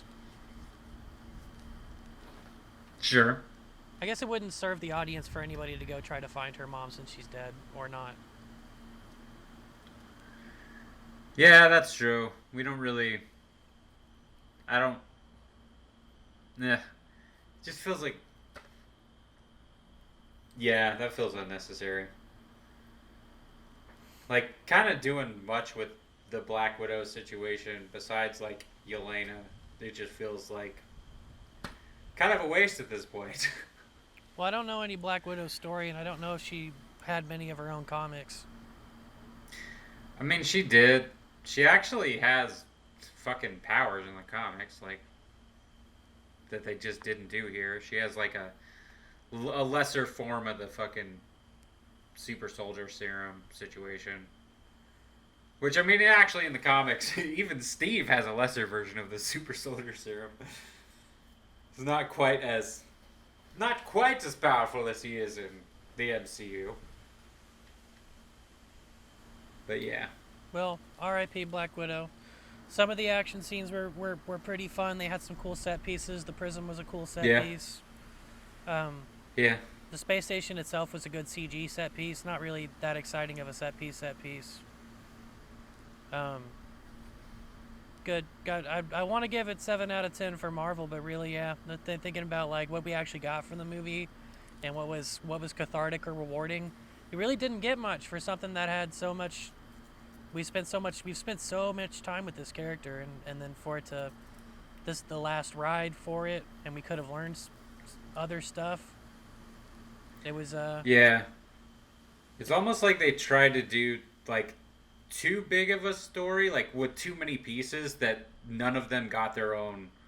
None of them had enough to it, like throughout the movie, because it was like, here's her sister that you've never heard about, and here's her father and mother that you never heard about, and now let's dive into this story. They had to set up too much shit for it to really feel like cathartic at the end. well, I think maybe if Marvel had a grand goal was to set up a Black Widow universe, because now we do have Yeah, her contact that gives her all this stuff. We have Red that's Guardian true. running around again, and then she has her family who's going to be hunting Hawkeye. Uh, yeah, Yeah, it's gonna be good. I like Florence Puff's character. I like Yelena. She's fun, yeah, and she's I still just did. as badass. Yeah, yeah, I think she's gonna be interesting in the future because we'll actually get to see like a kind of version of Black Widow that is more on the morally ambiguous side. Like Black Widow always like claimed to have been that, but wasn't really that in any of the movies that we saw. She was already like on the Avengers team, so we never got to see her be like a villain. Like we'll probably see Yelena being kind of sort of in the Hawkeye show. So I look forward to that. How many episodes do you think they're actually enemies? Not many, but Yeah, two would it'll be a be lot. interesting to see her actually be on the hunt. Like they'll do the whole show with her being the enemy or whatever up until like near the end when they're like, here's the real villain, and then they'll fight together. Yeah, but that would take her out of the Dark Avengers. That's true. Unless they could make a new recruit. They could put a new character in the Hawkeye show. How many Hmm. episodes is the Hawkeye show supposed to be? Hopefully I not don't just know. 6. Somewhere between 5 and 10 is my guess. We can just look it up. I think. Eh, if I 6. can spell. Ah. That's their format. It'll start November 24th and end on December 29th. Interesting. Well, that sucks. Yeah. I don't know. I think it kind of depends on the show. Like Falcon the Winter Soldier was definitely crippled by the lack of episodes. But it was trying to do way the fuck too much. I think the Hawkeye show will be a much simpler story because it's Hawkeye training a new character, and then presumably we'll see them fight somebody. And Marvel What If just wrapped, so it was technically Yeah. 9, but it was two. The last episode was 2 parts. Yep. And I watched it all, and it was delicious. Did you? You want to talk about it? Oh yeah, we're gonna talk about it. Well, but what if? We did. Yeah, I think the worst episode was the first one. Peggy Carter. Yeah, Well, they had to. which I'm not introduce saying her. it was bad, but it was just the one that didn't really do much more than the original situation Yeah. because it was just yeah, it was just Captain America: The First Avenger, but you know Peggy became Captain Carter or whatever. We got the instead of Hydra Steve. Crusher. Yeah, which I that was good. I liked the dynamic between Steve and Peggy in that one much more than even the original one. I feel like their dynamic was much more. I don't know. It just felt better. Them actually fighting together. It was too fast. I didn't like the feel of that episode at all. Yeah, it did. It was a very just condensed episode, condensed version of the first Avenger, kind of sort of. Not my favorite. Thought all the other ones were better. I think Yeah, my favorite one was the Doctor Strange one, actually. that did get dark. That was interesting. And then it ended. When the ending came, I was like, "What? Yeah, just straight up, fuck you. You're just gonna live stuck in a collapsed universe?" That is a pretty Doctor Strange way to end shit. But Yeah, was hoping for yeah. a happy ending. Not many happy endings here. Yeah, I really liked that one. Um, Black Panther. Both of the Black Panther episodes were pretty good. yeah, Uh, him him being Star Lord and Killmonger being Black Panther. yeah. Him killing Tony Stark was Killmonger shocking. was crazy. Yeah, yeah. I liked that one a lot too. And then we, and then in the finale, I was surprised to see Killmonger actually on that team. That was crazy. I do think Ultron. I guess it was the start of Ultron wins. Just seeing Hawkeye and Black Widow alone and getting more time. That was probably my favorite incarnation of them. Yeah, I think that, yeah, I would say the same, which is pretty interesting. Yeah, they could See, do I, a I lot definitely think I definitely think that the movie that they should have done would have been Black Widow and Hawkeye. I feel like would have been cool to actually see the fucking story that they always referenced randomly in the Avengers movies. more. Yeah, that is the most that we have for them to go on in the movies. So yeah, them doing. Yeah. They could have gotten a series. She could have been in the series. Well, they're not doing Yeah. prequels for the series. They're all doing post Endgame stories. Yeah. Which is fine. They should, I guess, do that. But yeah. But yeah, what if? Party. I liked it a lot. I guess Party Thor would be a lower tier episode, Uh, but still good. yeah. Yeah, it was still really good though. There was I think my second least favorite was probably the one where all the Avengers died, I guess. Like I Finale? liked it a lot too. No, it was episode 3 where fucking Hank Pym was just murdering everybody. Oh yeah. What a I weird barely remember episode that was. I barely remember that one. Yeah, it kind of just came out of nowhere. Who wound up Um, stopping him? I forgot. That Vision? No. Loki and Yeah. Nick Fury. That's kind of cool. Weirdly. And then Loki took over the world. Yes, now I remember the whole thing. Yeah, that one was. Yeah, I guess I have to put it low because it was forgettable, but it was definitely an alternate ass universe that they didn't even, Yeah. they didn't even make it into the Avengers of the Multiverse. Yeah. That's true. But I like that they were just like, yeah, Hank Pym's a bad guy. Here you go. I think the 'Cause, Marvel he kind of is. the Marvel What If writers knew which episodes were best because they all made it into the Guardians of the Multiverse, except for I guess the That's Peggy true. Carter episode.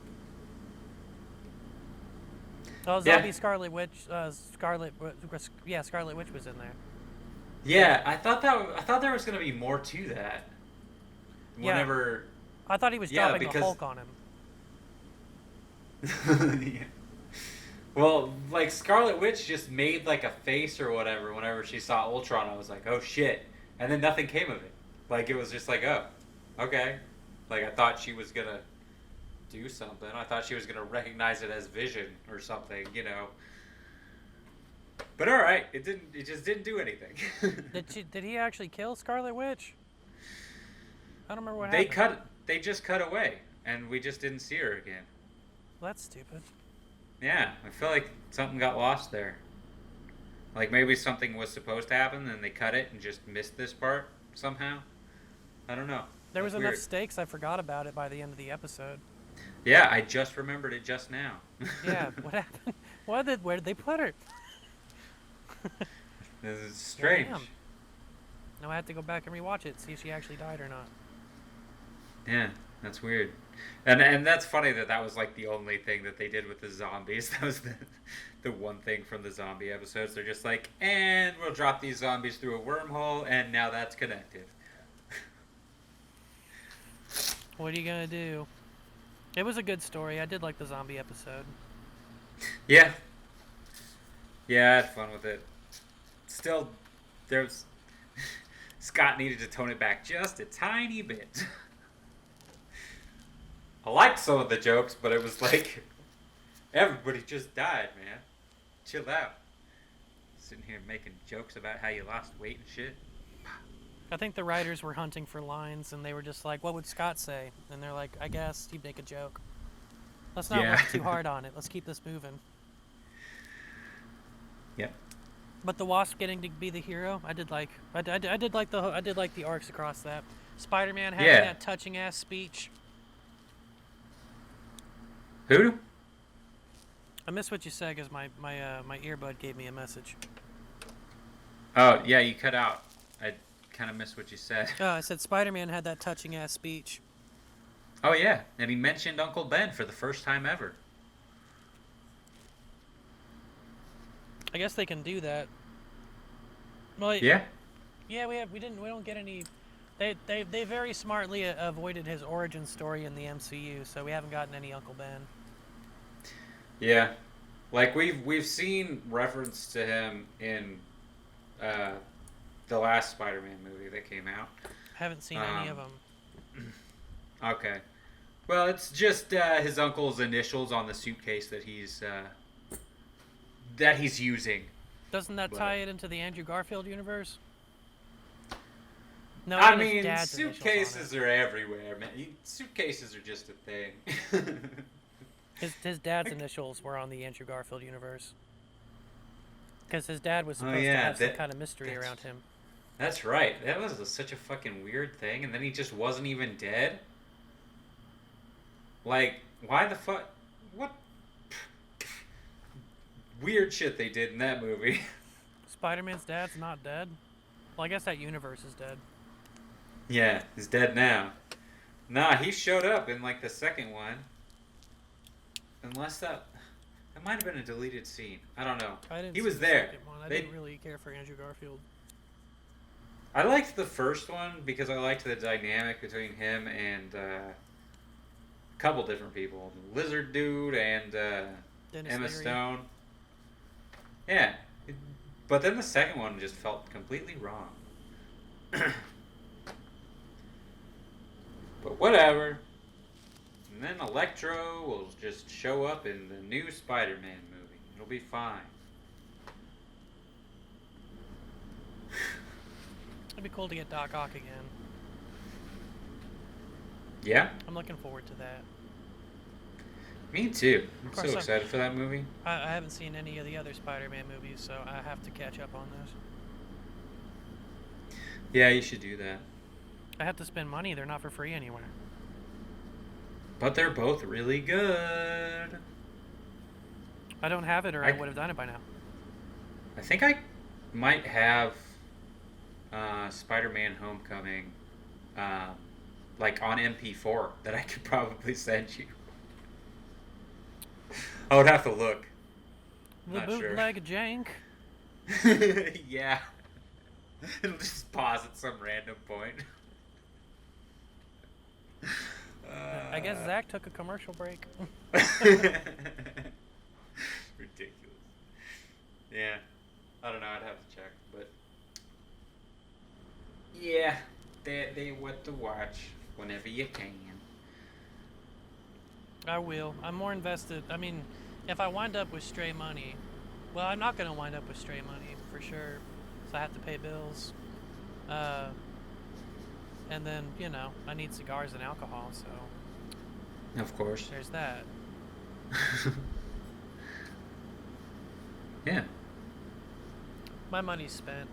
Whatever. I need to actually get up and finish my Fiverr account because I'm trying to freelance edit, and I haven't done anything in the past couple of weeks to try to get editing gigs. It happens. Yeah. So Marvel What If was dope, and I wish we would have more coming. Yeah. I mean, I feel like they're gonna do more with these characters. Yeah. Like this feels like a thing that they were like, we can do this fairly cheap. Let's put this out. People will love it, and we can put our fucking finger on the pulse of what people like the most out of it, and we can maybe do some stuff like that in the future. You know, continue shit with certain characters and whatnot. We are getting Multiverse of Madness, and they do have the opportunity to make us give us a Carter, Captain Carter, if people love it enough. It's true, and that's kind of like, there's there's a theory going around that I don't think is true, but would be pretty dope, and that's the fucking Doctor Strange from the Spider-Man movie coming up is actually the evil Doctor Strange from the What If universe. That would be sick. I like that. Yeah, cause like I'm looking at his fucking crazy monster design in cartoon form. I'm like, dude, I want to see that shit like live action, which would be super cool to see in like Multiverse of Madness, cause Sam Raimi's directing it. It would be so cool to see some fucking horror shit. I'm so glad they're letting Sam Raimi come back to the Marvel shit. Yeah. He's so good. I'm excited to see him do something new. Like fucking last thing he's really been. He was doing like Spartacus on Stars and shit, and I guess he did Ash vs. Evil Dead, which was pretty fucking good, like gore-wise and horror-wise and shit like that. But before that, he was like doing Spartacus and fucking Oz the Great and Powerful. It's been a minute. He can do anything, but yeah, I would like to see him do stuff I watch, or make an original thing. Yeah, I hope we get like some Sam Raimi isms in there. Like they better be in there with like the fucking weird ass zooms and shit, and like POVs that are just like really strange. Like let's get some, because with there being a Doctor Strange movie as well, like just seeing the fucking weird shit that is just in that universe with that character, like it would be really cool to get some of that crazy Sam Raimi camera work going on. He's the horror comedy master as far as just directing, because he's never afraid to reach for whatever camera technique or editing thing would be the best, even if it's outside the box or not conventional for the genre. Yeah. It's nobody else. I mean, there's a lot of great visual directors.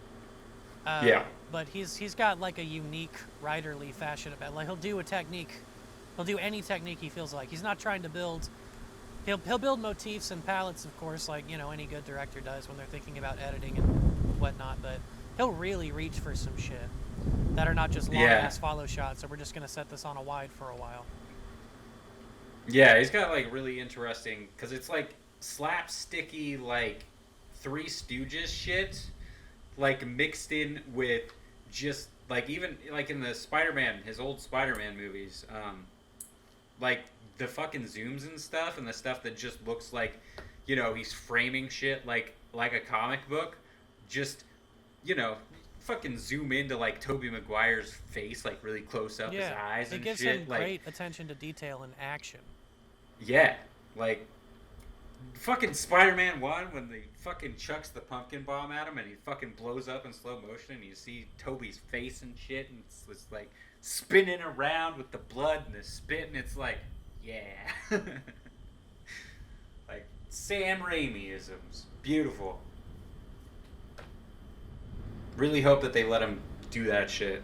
If they don't, it'll be a fucking tragedy. Maybe they'll put Kick-Ass in the Multiverse of Madness briefly. You said they're gonna put Kick-Ass in there? I said maybe. Isn't Kick-Ass part? No, that's DC R, or is that Marvel R? Marvel? It is. Yeah, it's Marvel. Kick-Ass is. It's not DC. I know that for sure. I'm pretty sure it is Marvel, but it was like, it's kind of its own thing though. It's not really in the. Fart. Ugh. Nah, I wouldn't be that excited to see him. It would be a funny cameo for him to be seen. Yeah, that's true. You could also put Nick Cage in the movie at that point.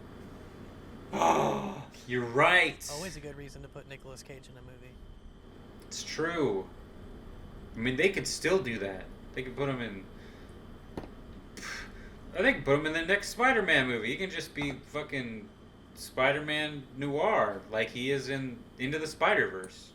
He could be an alternate Mysterio. Yeah. It's true. That's not a. That's Even not though a bad Jake choice. Gyllenhaal was pretty good. I didn't see it. I'm just assuming Jake Gyllenhaal's good. He's good in everything. Yeah, what a fucking dick. So perfect. But yeah, I hope that we'll see more what if stuff in the future. Yeah, it'll probably be Like another year. Yeah.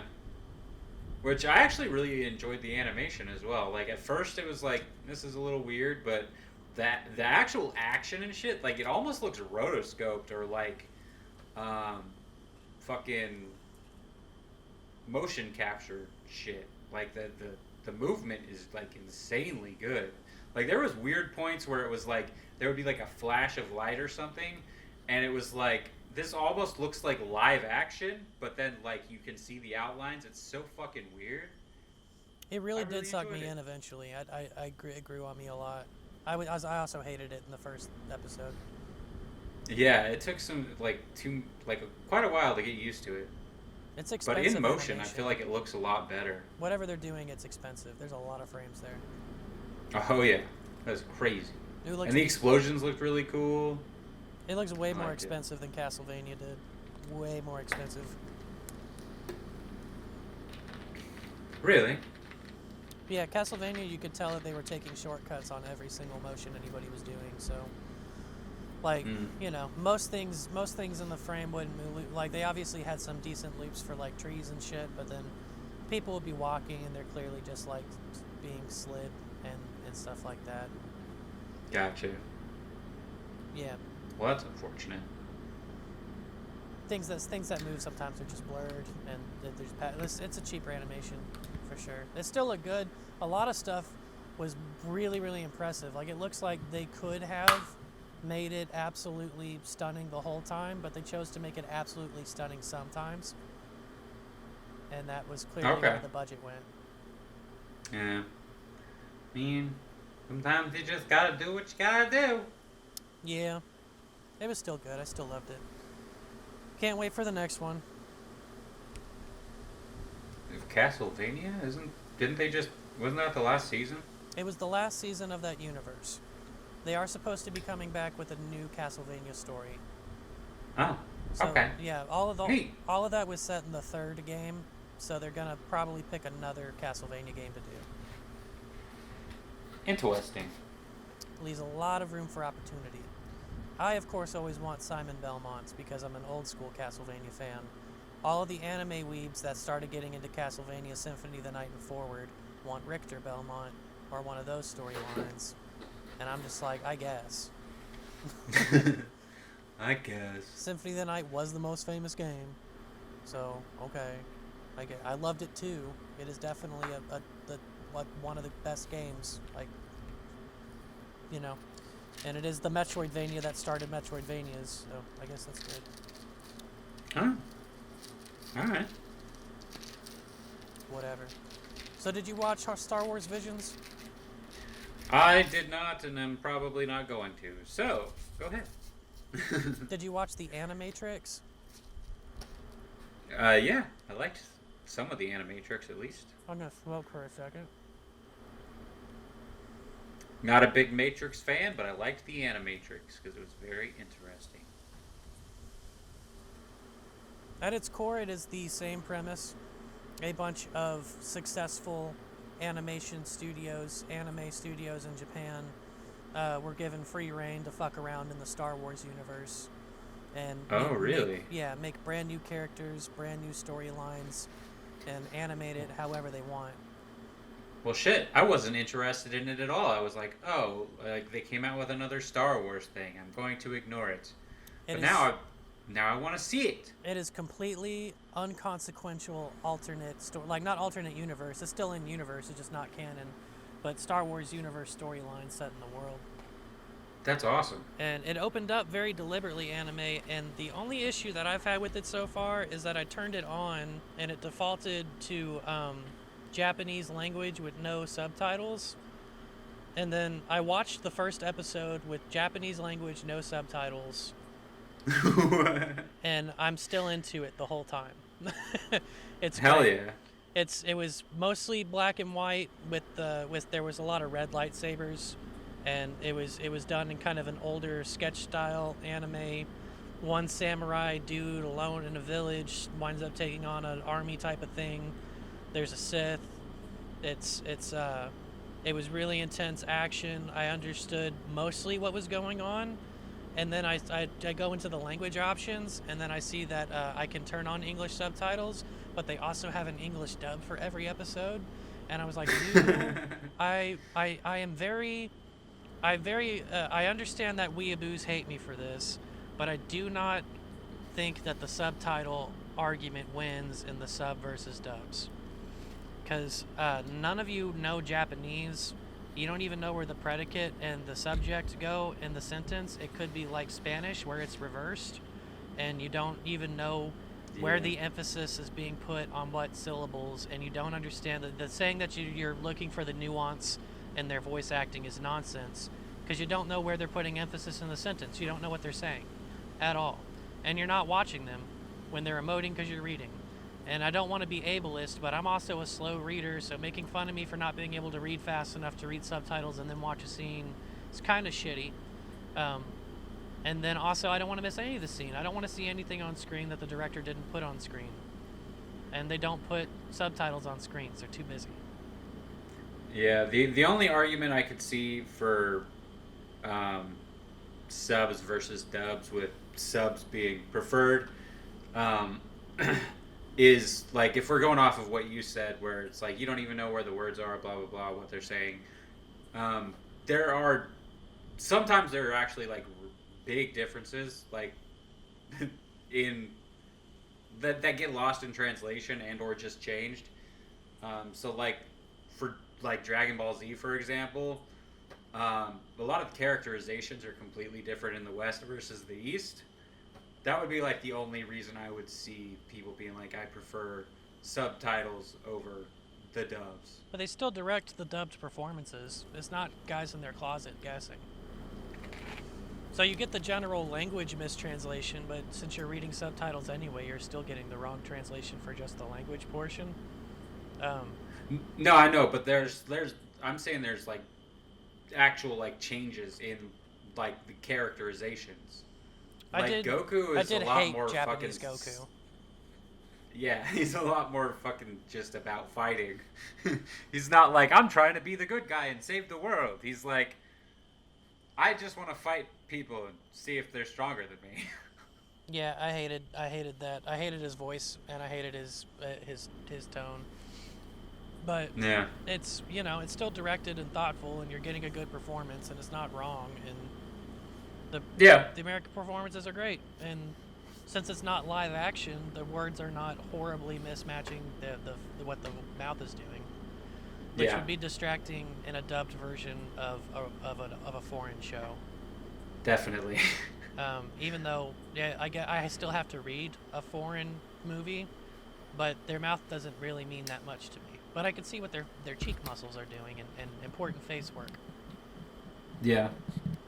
So I guess there's that. If they're really drastically recharacterizing them for the English versions, then that's kind of an issue that I could see that they have. But in general, I think that the subs argument is crap. I've I definitely prefer dubs. But the dubs in this are great, and there's really niche storylines. Like I said, there's that kind of the Rurouni Kenshin type of thing in the first episode. There's an episode where Jabba the Hutt's distant nephew has escaped and formed a pop punk band, and there's interesting sci-fi instruments with like laser guitars and whatnot, and there's all sorts of great cute anime robots and distant worlds with that have great force power, and their cultures are interesting and different. And I'm probably about halfway through it, but they're short episodes. They're like 15-20 minutes long, and there's some Interesting stuff. Yeah, they had like an Astro Boy character that awakens with the Force and learns to use uh, lightsaber and whatnot. And there's parts of the galaxy where the Jedi have been eradicated. It goes across different timelines, um, like way past Star Wars timeline event and way before. And Hell yeah. they do whatever the hell they want, just like Animatrix, and they tell really great original stories inside of a universe that's cool. And it has no bearing over the canon universe, so you just get to like it. Yeah, that's awesome. See, this is the need more of this. I am downloading it to my phone currently. It is low stakes is the only thing that can take you out of it. Is that like it kind of doesn't matter in the end, so you're not getting a big impactful thing. But I enjoy the stories that have been told so far. Yeah, it makes me think of Love, Death, and Robots. Yeah, just do. Netflix. It's great when you can just do fun stuff because you can't do that if you're putting out a whole movie. Exactly. It can't be no stakes, just fun. Here's world building essentially. Here's just random non-canon world building. That's not a movie. But we've really only seen this, I think, twice, and I'd like to know if there's other properties that I like that have this type of thing in it. Like Marvel What If, of course, What If stuff. So Futurama What If, Star Trek What If. Twilight Zone, I guess, was an entire series about that, but... That's true. You're just basically looking for an anthology. Yeah, I hate anthology movies. Yeah. Well, I like anthology little short series, and being able to attach it to a big IP I like, helps me feel grounded some way. You don't have to introduce the world of Star Wars to me. So yeah, I have the which world. that's the thing that people have been saying forever that I agree with completely is like whenever they were coming out with the fucking last trilogy for Star Wars, it's like, bro, you're doing fucking Skywalker again? Why does every single Star Wars movie have to connect to people we already know? Why can't it just be like weird little one-offs around the galaxy? Like that just makes way more sense. Well, yeah, I can see why if I was directing a Star Wars picture and I got to play with their toys, why I would want to play with the big toys. I almost dropped my recorder. But yeah, it is definitely more fun to just play, and in the Animatrix and in this they get to just play. Yeah. And it feels like, I don't know, if I was gonna direct a Star Wars thing, I don't think I would want to play with those characters just because it's like there's a lot more rules with those characters.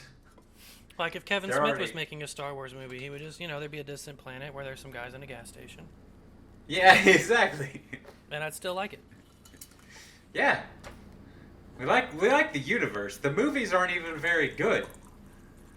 Like, I think like a lot of people agree that there's like 3 good Star Wars movies maybe. I think I would say the same thing about Harry Potter, is that, the universe is pretty good, but fuck it. Yeah. World building is the best part of storytelling. And it's the one that's the most in the way. You don't get to do much. I mean, yeah. Depending on who you are, yeah. I mean, like the fucking Game of Thrones shit is the world building for Game of Thrones is fucking insane. There's just so much to it. Like there's even fucking goddamn H.P. Lovecraft shit. Like the deep ones are a thing in Game of Thrones. It's like, what the fuck? What? You just have everything? You got fucking ice zombies and dragons and the fucking deep ones and all kinds of just crazy shit going on all over this crazy world. Wow. And history for all of it, you maniac. World building's great. Yeah. So, I'm kind of prevented from giving Star Wars Visions a super high number because you can't get a full meal out of something like that. That's non-canon, small bites. But as far as 20 minutes, and I'm happy I watched it. It's probably a 7 or 8. Other it's looking may vary. Yeah, these are pretty short episodes. I think I watched one that was only 12 minutes. Yeah. Looks like the shortest one is 13 minutes. I think that might have And been the there's pop punk two band. of them. Yeah, that's one of them. A band with big dreams must save one of their own from Jabba the Hutt and Boba Fett. Oh yeah, Boba Fett is in that. Crazy. They play with some cool toys. Nice. I'm looking forward to it. That'll be good shit to watch while walking on a treadmill. Yeah, I'll probably watch a couple today. I haven't been doing it as much because some other shows were on. What are you been watching before I do another one? I mean, not a lot. I mean, What If was kind of the main thing. Yeah, I think that's kind of all I got. Damn, son. Yeah, there's so many movies that I want to go watch, but I haven't had the time. I feel like I've been watching other stuff with Mom, but the big thing that came back was Doom Patrol came back. Already? Yep. The last two thumbnails for the fucking podcasts that aren't out yet have Doom Patrol on them, so it'll be on this one too. I've been I've been very happy with Doom Patrol. Doing DC Weird. Hell yeah. My favorite part of DC, and even though they're, sometimes it can be just quirky and fun, and maybe they spend too much time with people being lumps, but I would never call an episode slow. It's just that, it's supposed to be a fun show and dark as shit. But the first 3 episodes dropped all at one time, and I watched them all, and then now they're coming out once every Thursday. Okay. But we got a pretty cathartic and interesting moment where a character from previous in the series that had kind of left with loose ends. We finally get to close out on it, and what happens to the Doom Patrol is they wind up getting turned into zombies, and we find out that the cure for being a zombie was actually to eat brains. There's a unique chemical in a brain that cures the zombie virus, and it was bastardized by Hollywood. So the ending catharsis... That's hilarious. Yeah, the catharsis for this is that the characters get to say goodbye to that character by eating their brain to survive. Oh. Which is cool. Yeah, I love it. And we're finally getting into some loose time travel, and Cyborg storyline is getting more characters into it, so we're getting to see more of that, and nice. The characters have been growing. There's really interesting stuff happening with Jane's schizophrenia in her head, with the personalities inside of the minds starting to grow up or become hostile. And and then they do more DC weird stuff, like the character of the Fog, which I wanted to look up. There's characters in here that are from Deep Cuts DC that I don't know that are really interesting, and I wanted to look into them. Obviously, the ant farm where they keep super powered people that the government has captured for use for government programs.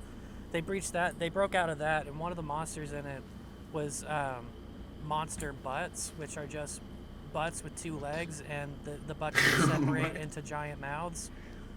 Yeah. Okay. They do some funny weird stuff too. It's not all space and witchcraft and weird voodoo and chaos magic.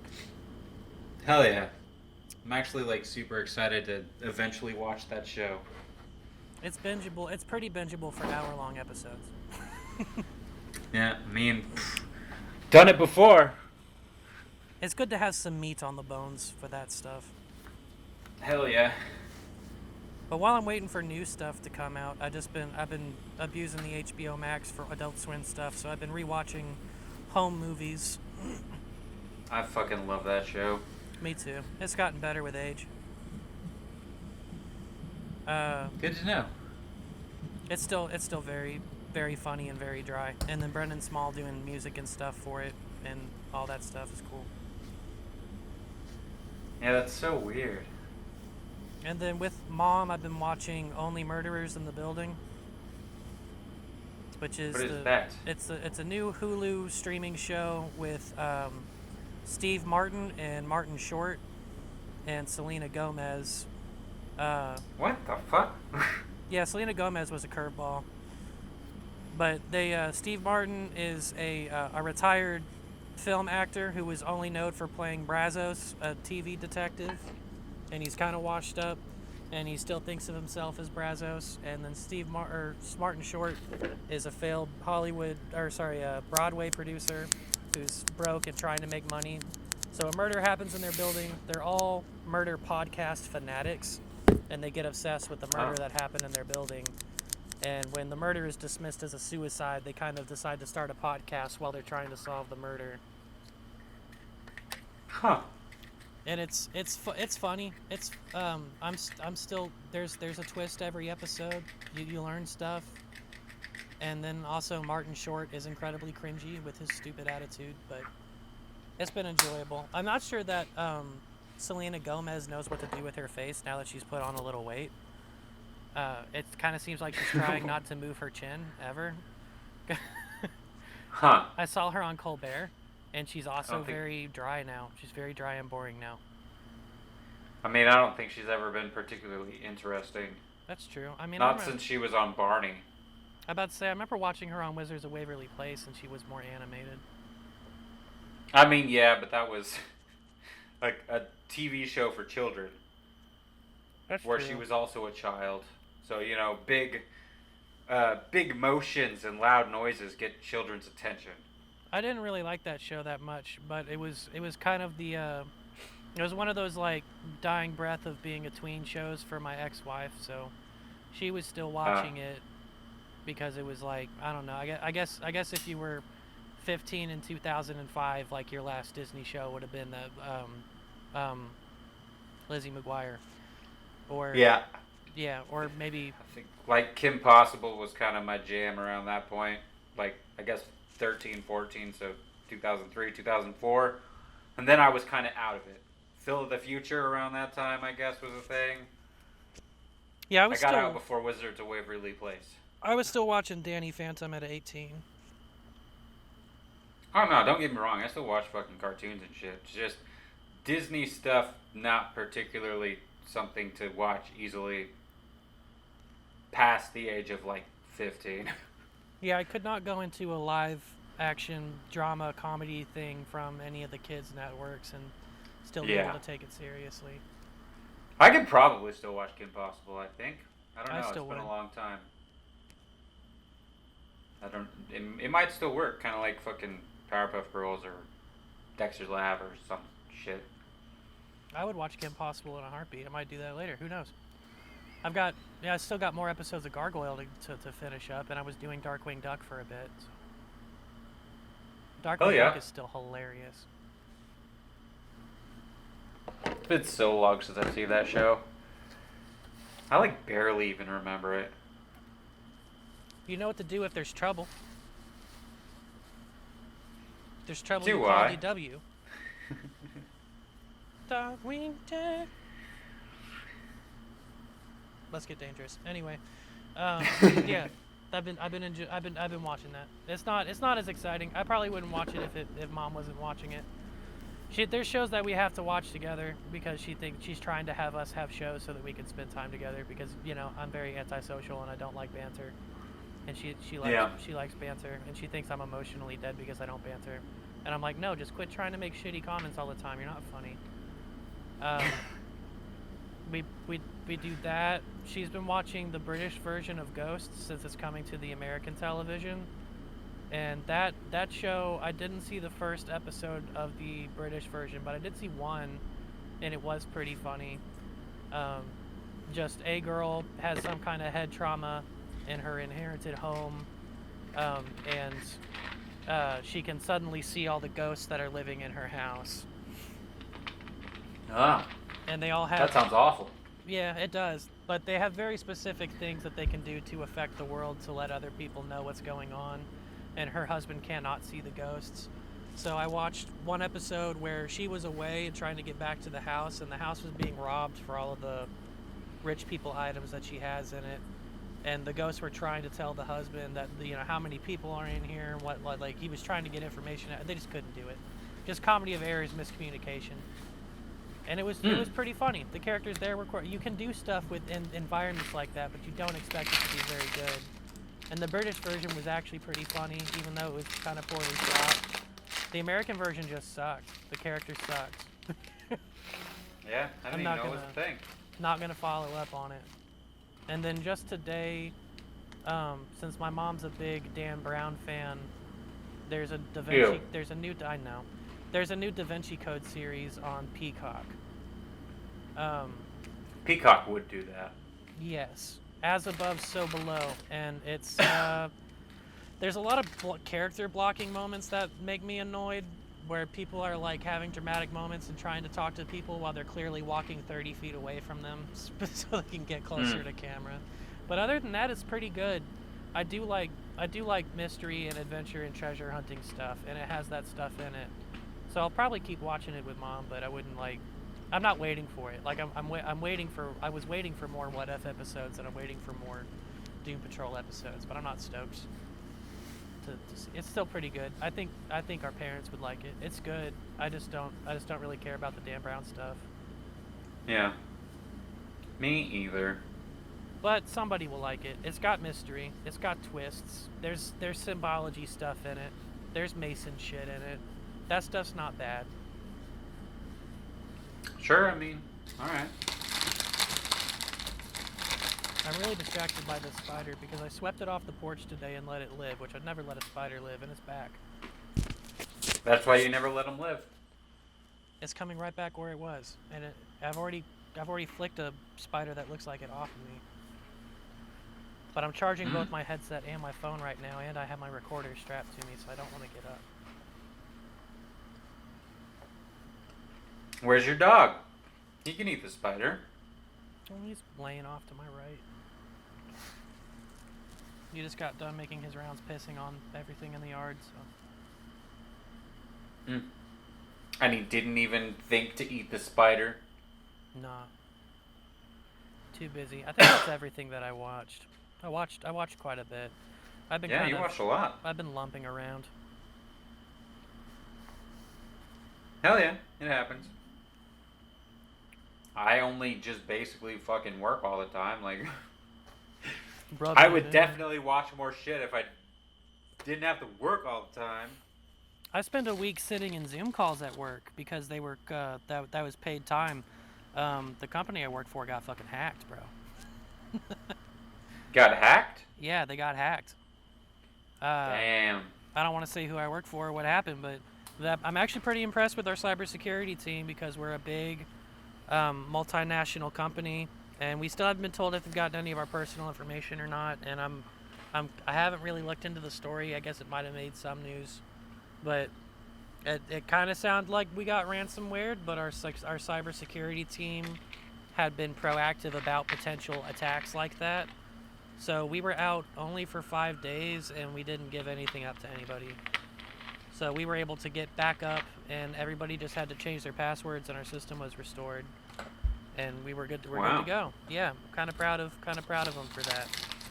But regardless, I sat on Zoom calls for 5 days and just listened to team leads try to go over training material, or basically just make sure that people were on the phone with them. And I collected some pay for that, so that's good. Nice. Do you listen to anything? Yeah. Stuff.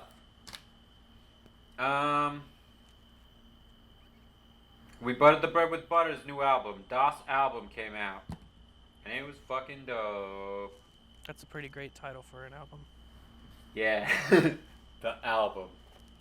They have hilarious songs if you can speak German. I Got don't. a song called Nice, and it's just about having a nice day. They have a song called 20 kilometers per hour, and it's about riding an electric scooter to your grandma's house. That's good stuff. Yeah. They have a song called "My Fingers Are Too Small." All right. Fucking why? I don't know. They just make really weird meme core shit with like crazy synth and like insane breakdowns, and it's just all kinds of fun. So I definitely recommend that to people who are into really loud, scary music.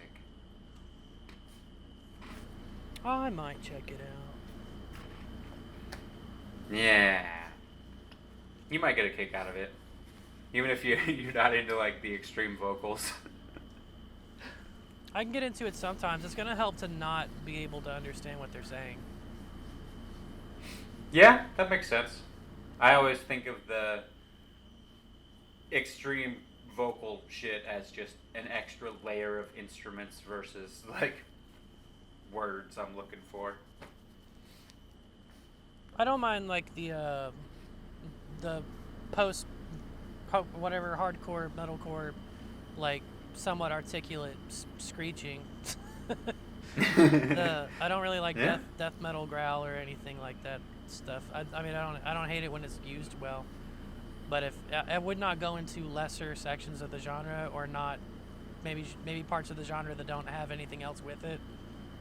Like Yeah. I wouldn't probably do grindcore or anything like that because I don't mind some sludge metal, but that's kind of like that's the point.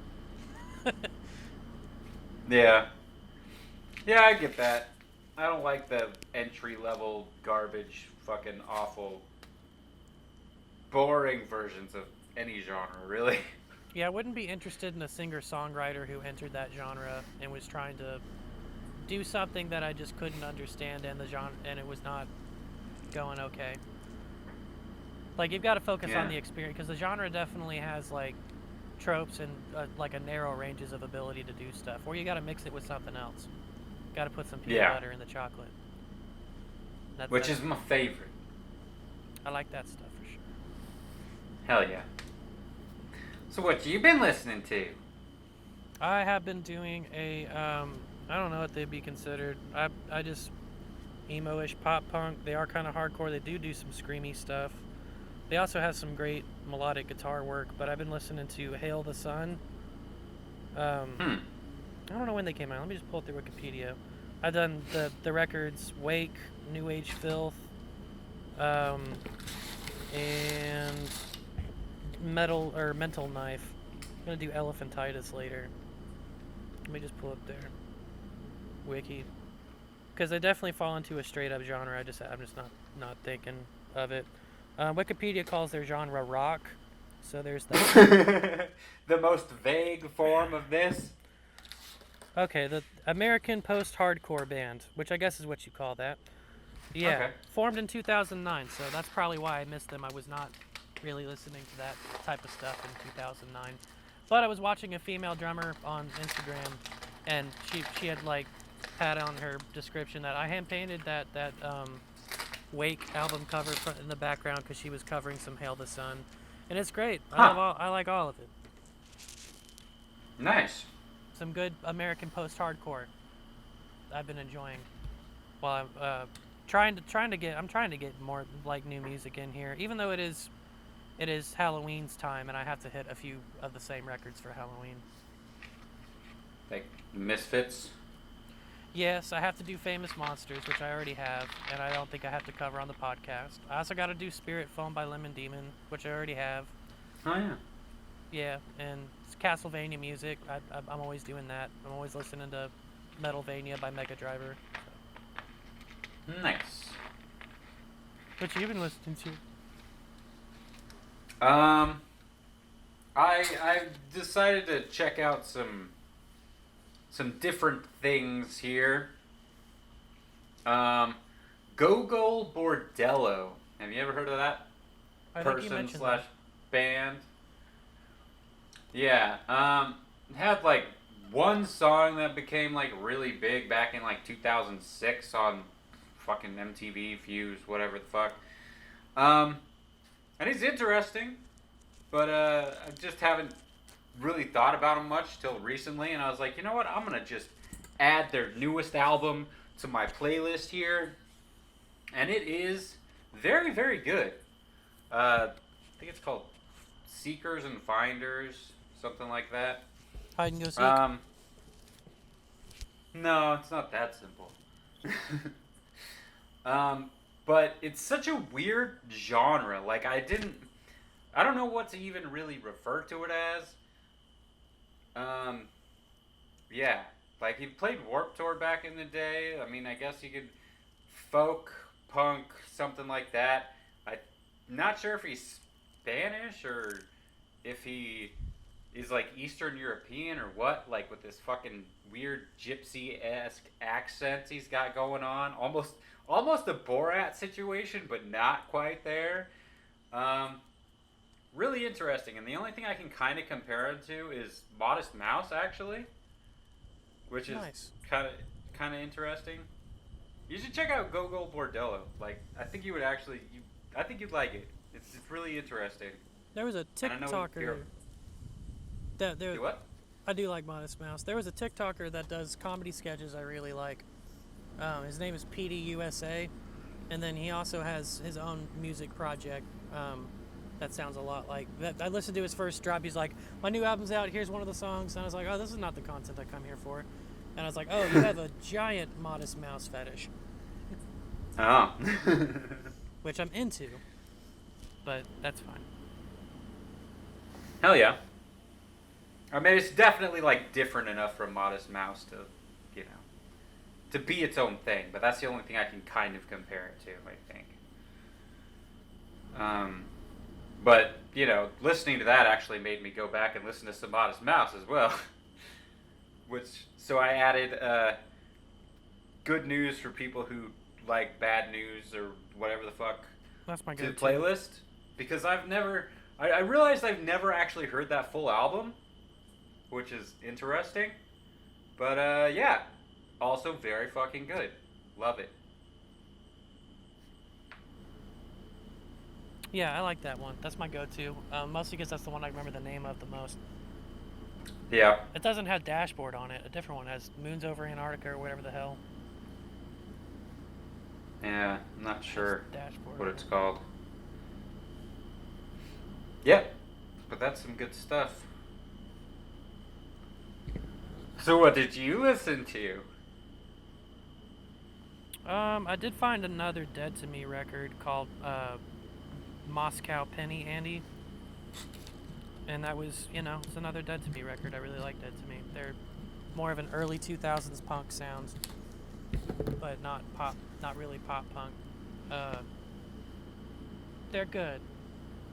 It was good, and I was good. I liked it. It was good. It was good. I liked it. It was good. Yeah, didn't feel like there was much Jack Dalrymple vocals on him. I think he is on the record though. I think that was before Jack Dalrymple left the band, so it's still good era of Dead to Me. So. And hopefully his children will grow up and he doesn't need money anymore and he'll come back. Because I still haven't. I know he's playing rhythm guitar on Swinging Utters, but I haven't went and really listened to them. And I don't want to hear his rhythm guitar playing. I want to hear him sing. That's right, you were talking about that on another podcast. Yeah. Dead to Me trying to survive not really a singer transplant, because it's always been two vocalists, Jack and the other guy. I don't even know. But yeah, Jack left, so that's just the other guy, and I feel like they're really good together, and then I feel like Jack Dalrymple would do great on his own, and then this other guy a little more forgettable, but still good.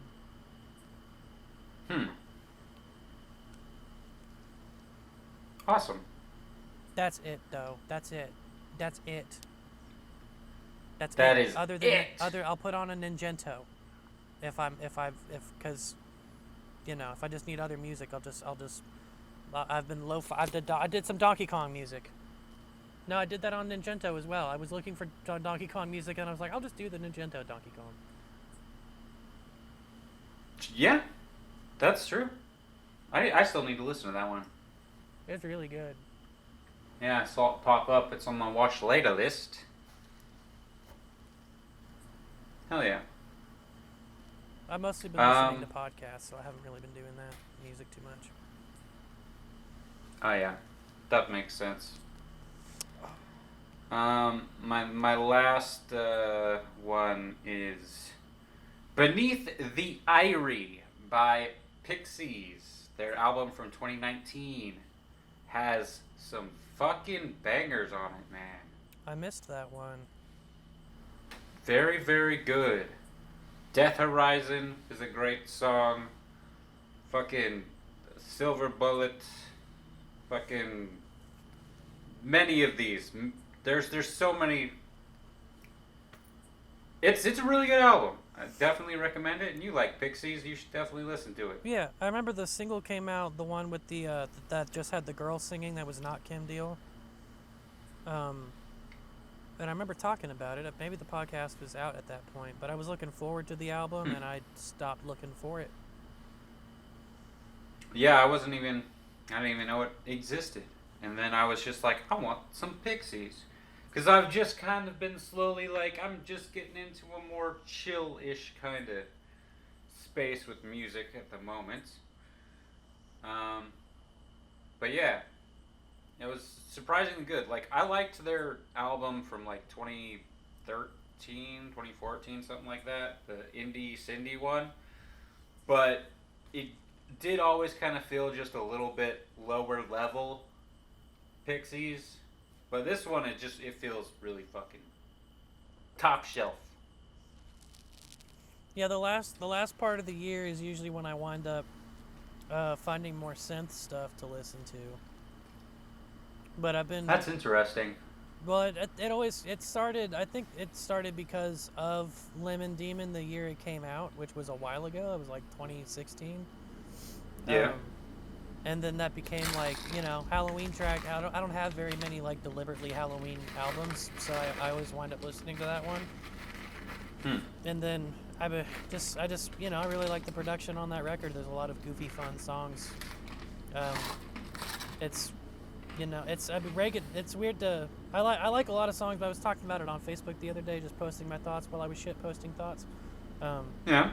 In a horror record that stars it features a reanimated pop star, a man-eating arcade cabinet, and a beverage company made from mummified remains. And then on this record, he also makes a song about Reagan's economic policy. Okay. Just Reaganomics is also a horror track for him, which I support. I support that. Yeah.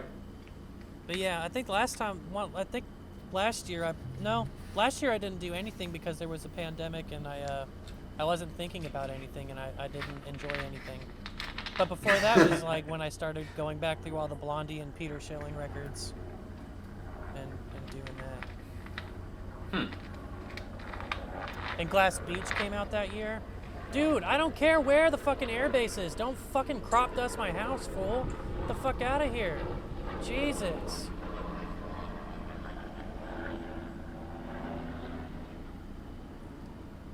It's a helicopter. They came over the neighborhood one night and took pictures of the neighborhood. Huh. And that was not whatever did that was not a normal helicopter. That was like it was quieter, but it was also clearly fucking close to us. No, it wasn't quiet. It was just That was very loud. Yeah, that was just a regular that could have been a news helicopter. The other thing looked more like a fucking Apache helicopter, and it just blasted light for a couple of seconds in like 4 different directions and was alternating, and they put one right the fuck on me, and I was just like, damn. I don't even know who to tell about this. Like, I checked the Okmulgee Community Watch page to see if anybody else caught that, but it was like 3 a.m, and I was like, dude, the military is watching me check my phone out here. I feel like it's gotta tell the president. Yeah. Oh man. Stupid. Hate. Just I don't get off the property. You're in my airspace. Let me shoot up there. Yeah. So what you need to do is just get a bunch of mortars and launch them up there, so that they'll be like, oh no, it's too dangerous over there. We won't go there. And the best part about that is I have no shot in hitting them because there's no way I know how to aim at the sky. There's no Yeah, I'm way just for- saying set them off to deter them from coming over. That's true. Not I saying could- shoot them down. I could just get a big laser pointer. Remember, it was like that was a big story. It was a big story in 2011, maybe 2010. Some Yeah. kids got arrested for pointing laser pointers at planes. Which is kind of insane. There's no way that those kids thought that the beams got that big, that far away. Yeah. Because I didn't think about it, and I still wasn't sure how bad it got. And I was guarding that Votech for that long time, and they had the temperature guns that had the laser pointers on them and HVAC, and they turn off the power when schools closed. So I was there in 2 weeks, and there were some hallways that had no windows and they didn't have any lights on, and I was like, all right, how big does this get? And yeah, those beams grow as they go along. They get, Really? Yeah, they can get pretty big. They can get they could easily just in a hallway get 6 inches wide by the end of a long hallway. Huh. It is still a light that it does expand in a cone shape as it moves along. So by the time it reaches an airplane, I can see why it would be pretty gnarly in a cockpit. Yeah? That's weird. I had no idea that was actually a problem. Yeah, that's why those kids got arrested. They were pointing them at. Sometimes they would manage to flash the airplane, and it was just like pointing a giant bright green flashlight in there. Crazy. You need a bit of space to do it, to really see it. I mean, you could do it at your house. You could turn the lights off and back up, and see how it is. Because it still definitely gets bigger by the time you're across the room. Strange. There are all sorts of spider webs in front of me. I think he's trying to box me in. He's trapping you, Jeff. You will I'm gonna be his kill his prey. I'm gonna kill his ass as soon as I get out of this chair. Not if he kills you first. That's true.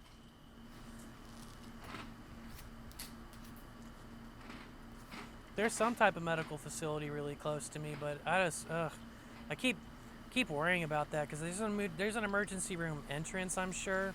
But what if it takes me a few minutes to find it and I'm poisoned? And then I get in there and they need me to fill out paperwork while I'm being poisoned and shit, and it takes like 30 minutes to get in there because I know that happens in triage when it's filled up.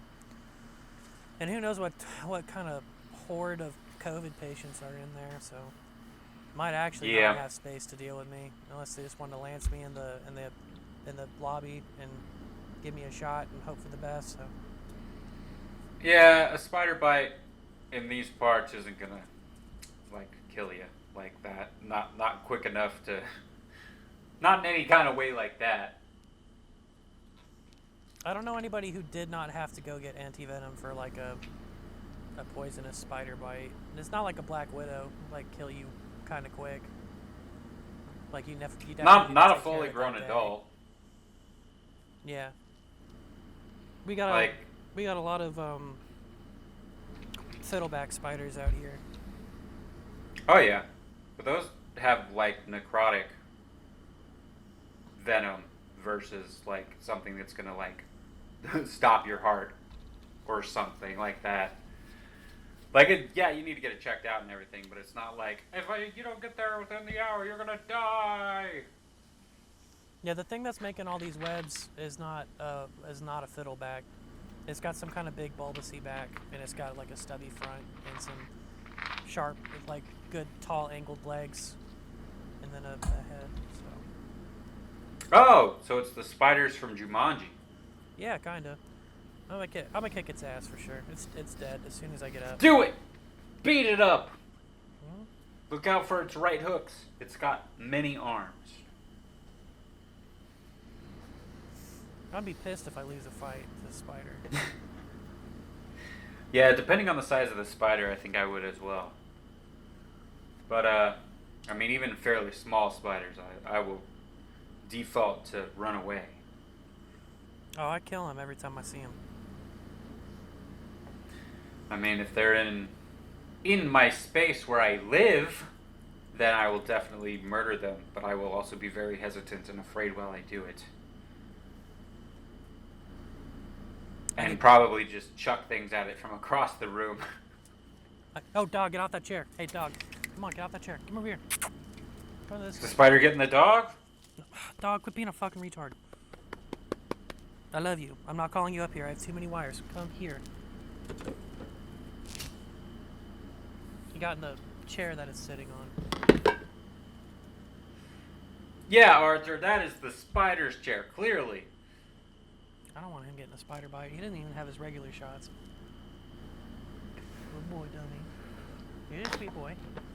I want to hug you, but you're gonna pull all this stuff off of me, like you always do. I love you. Oh, you're so. But, yeah, I think that's all I got, man. This was a long-ass podcast, too. I did not expect that. It's When we about first started out, it didn't feel like it would be. It's about to get a lot shorter.